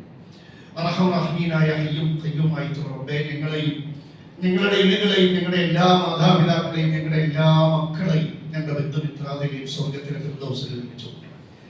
അള്ളാഹു ഞങ്ങളെ ഒക്കെ ഖബർ ശിക്ഷകളിൽ നിന്നും നരകശിക്ഷകളിൽ നിന്നും അള്ളാഹുവേ നിന്റെ ഫദ്ല് കൊണ്ട് നീ കാത്തു രക്ഷിക്കുകയാണ്. അള്ളാഹു ഈ സദസ്സിൽ ഹാജരായ ഓരോരുത്തർക്കും ധാരാളം ഖൈറും ബർക്കത്തും നൽകുകയാണ്. സഹോദരങ്ങളെ സഹോദരിമാരെ, നമ്മുടെ പള്ളിയിൽ എന്നും എല്ലാ സമയത്തും നമ്മളോടൊപ്പം ഇങ്ങനെ അല്ലെ ഒപ്പുണ്ടായിരുന്നു. മുൻപൊക്കെ അല്ലെ രോഗിയാണ്, അഡ്മിറ്റ് ആയിരുന്നു, കുറേ പൈസ ചെലവഴിച്ചു. നമ്മുടെ മകൻ നല്ല മനസ്സുള്ള കുറേ ആൾക്കാർ അദ്ദേഹത്തെ കുറേ സഹായിച്ചു. വാർദ്ധക്യത്തിലാണ്, ഇപ്പൊ ഡിസ്ചാർജ് ചെയ്തിട്ടുണ്ട്, പക്ഷെ നീക്കാനും വയ്യ, വളരെ പ്രയാസത്തിലാണ്. നിങ്ങളുടെയൊക്കെ പ്രാർത്ഥന അദ്ദേഹത്തെ ഉൾപ്പെടുത്തുക. പള്ളിയിൽ പങ്കു കൊടുക്കാൻ, ഉമ്മാവ് നിൽക്കാൻ വൃദ്ധനായിട്ടും പാവം അദ്ദേഹം ഈ പള്ളിയും പള്ളിയുടെ സേവനങ്ങൾക്കൊക്കെ മുന്നിൽ നിന്ന് നമ്മുടെ ഒരു സഹോദരനാണ്. അദ്ദേഹത്തിന്റെ ആഫിയത്തിന് വേണ്ടി നിങ്ങൾ പ്രാർത്ഥിക്കും. അദ്ദേഹത്തിന്റെ പാവങ്ങൾ പുറത്തു കൊടുക്കാൻ വേണ്ടി പ്രാർത്ഥിക്കണം. അള്ളാഹുവേ, ഞങ്ങളുടെ ആ സഹോദരന്റെ അസുഖം നീ ശരിയാക്കി കൊടുക്കണം. അള്ളാഹുവേ, എന്നും ഈ പള്ളിയിൽ വരുമ്പോൾ അദ്ദേഹത്തെ നിങ്ങൾ കാണാറുണ്ട്. കഴിഞ്ഞ കുറച്ച് ആഴ്ചകളായി കാണാൻ പറ്റുന്നില്ല, അദ്ദേഹം രോഗിയാണ്. അള്ളാഹു ഇനിയും അദ്ദേഹത്തിന് ഈ പള്ളിയിൽ ഇതുപോലെ തന്നെ ആരാധിച്ച് ജീവിക്കാൻ വേണ്ട ആഫിയത്ത് ഞങ്ങളുടെ സഹോദരൻ നൽകണം. എല്ലാ അസുഖങ്ങൾക്കും ശിവ നൽകുന്നവനാണ് നീ. എല്ലാത്തിനും ഒരു കണക്ക് നിന്റെ കയ്യിൽ ഉണ്ടെന്ന് നിങ്ങൾക്കറിയാം. അള്ളാഹുവേ, അദ്ദേഹത്തിന് നിന്നെ ആരാധിച്ച് ജീവിക്കാൻ വേണ്ട, നിന്നെ ആരാധിക്കാൻ വേണ്ട ആഫിയത്ത് നീ പ്രദാനം ചെയ്യണം. അള്ളാഹുവേ, അദ്ദേഹത്തിന് നീ ആഫിയത്ത് നീ പ്രദാനം ചെയ്യണം. ദുനിയാവിലും ആഖിറത്തിലും അള്ളാഹുവേ അദ്ദേഹത്തിന് ഖൈറും ബർക്കത്തും നൽകണം. അള്ളാഹുവേ, അദ്ദേഹം അനുഭവിക്കുന്ന ഓരോ വിഷമത്തിന് പകരം പാപങ്ങൾ പുറത്തു കൊടുക്കണേ. അള്ളാഹുവേ, അദ്ദേഹത്തിന്റെ ഓരോ വിഷമത്തിലും അള്ളാഹുവേ അദ്ദേഹത്തിന് നന്മകൾ പ്രദാനം ചെയ്യണം. അള്ളാഹുവേ, ഞങ്ങളുടെ ഈ സദസ്സിൽ ഞങ്ങളിലും പലരും രോഗികളാണ്, വിഷമം അനുഭവിക്കുന്ന, മരുന്നുകൾ കഴിക്കുന്നവരാണ്. ഞങ്ങളുടെ ഒക്കെ അസുഖങ്ങൾ അള്ളാഹുവേ നീ ശിഫയാക്കി തരണം. ഞങ്ങൾക്കും നിന്നെ ആരാധിച്ച് ജീവിക്കാൻ വേണ്ട ആഫിയത്ത് നീ പ്രദാനം ചെയ്യണം. അള്ളാഹുവേ, ദുഷ്ടന്മാരായ അധികാരികൾ ഞങ്ങളുടെ മുകളിൽ നീക്കി തരണം. അള്ളാഹുവെ, ജനങ്ങളോട് കനിവും കാരുണ്യവും കാണിക്കുന്ന, അള്ളാഹുവെ നീതിബോധമുള്ള, ജനങ്ങൾ അവരെ സ്നേഹിക്കുന്ന ആ അധികാരികൾ, ജനങ്ങളെ സ്നേഹിക്കുന്ന അധികാരികൾ, ജനങ്ങൾക്ക് വേണ്ടി പ്രാർത്ഥിക്കുന്ന, ജനങ്ങൾ അധികാരികൾക്ക് വേണ്ടി പ്രാർത്ഥിക്കുന്ന നല്ല അധികാരികളെ അള്ളാഹുവെ ഞങ്ങളുടെ മുകളിൽ നീ കൊണ്ടുവരേണമേ. റഹ്മീനായ നാഥ, ഞങ്ങളുടെ നാട് ചുട്ടുപൊള്ളുകയാണ്. ഈ കേരളത്തിന്റെ ഞങ്ങളുടെ ചരിത്രത്തിൽ ഇത്രയും ചൂട്, 45-46 ഡിഗ്രി ചൂട് ഈ നാട്ടിൽ ഉണ്ടായിട്ടില്ല എന്നാണ് കണക്കുകൾ പറയുന്നത്. അത്രയും ചൂടാണ്. പല വീടുകളും വെള്ളമില്ലാതെ വറ്റി വരേണ്ട കുടവുമായിട്ട് ആ വെള്ളത്തിന്റെ ലോറിക്ക് ഇങ്ങനെ ക്യൂ നിൽക്കുകയാണ്. ചെറിയ കുഞ്ഞു വാവുകൾ വരെ കഷ്ടപ്പെടുക. ഇതിന്റെ ഒരുപാട് രോഗികളും ദുർബലരായ മനുഷ്യന്മാരൊക്കെ ഈ നാട്ടിൽ പ്രയാസപ്പെടുക. ഒരുപാട് ജീവജാലങ്ങൾ പ്രയാസപ്പെടും. ചെടികളൊക്കെ കരിഞ്ഞു തുടങ്ങി. അള്ളാഹുവേ, ഞങ്ങളുടെ പാപങ്ങൾ കാരണമായി കുടിനീര് നീ പിടിച്ചു നോക്കരുത്. അള്ളാഹുവേ, ഞങ്ങളുടെയൊക്കെ എല്ലാ പാപങ്ങളും നിന്നോട് ഏറ്റു പറയുകയാണ്. അള്ളാഹുവേ, ഞങ്ങളുടെ ഓരോരുത്തരുടെയും പാപങ്ങൾ അള്ളാഹുവേ നീ പുറത്തു തരണമേ. അള്ളാഹുവേ, ഞങ്ങൾക്ക് നീ മഴ നീ വർഷിപ്പിച്ച് തരണമേ. അള്ളാഹുവേ, ഈ ഭൂമി നനയുവോളം അള്ളാഹുവേ, ഈ നാട്ടിലെ എല്ലാ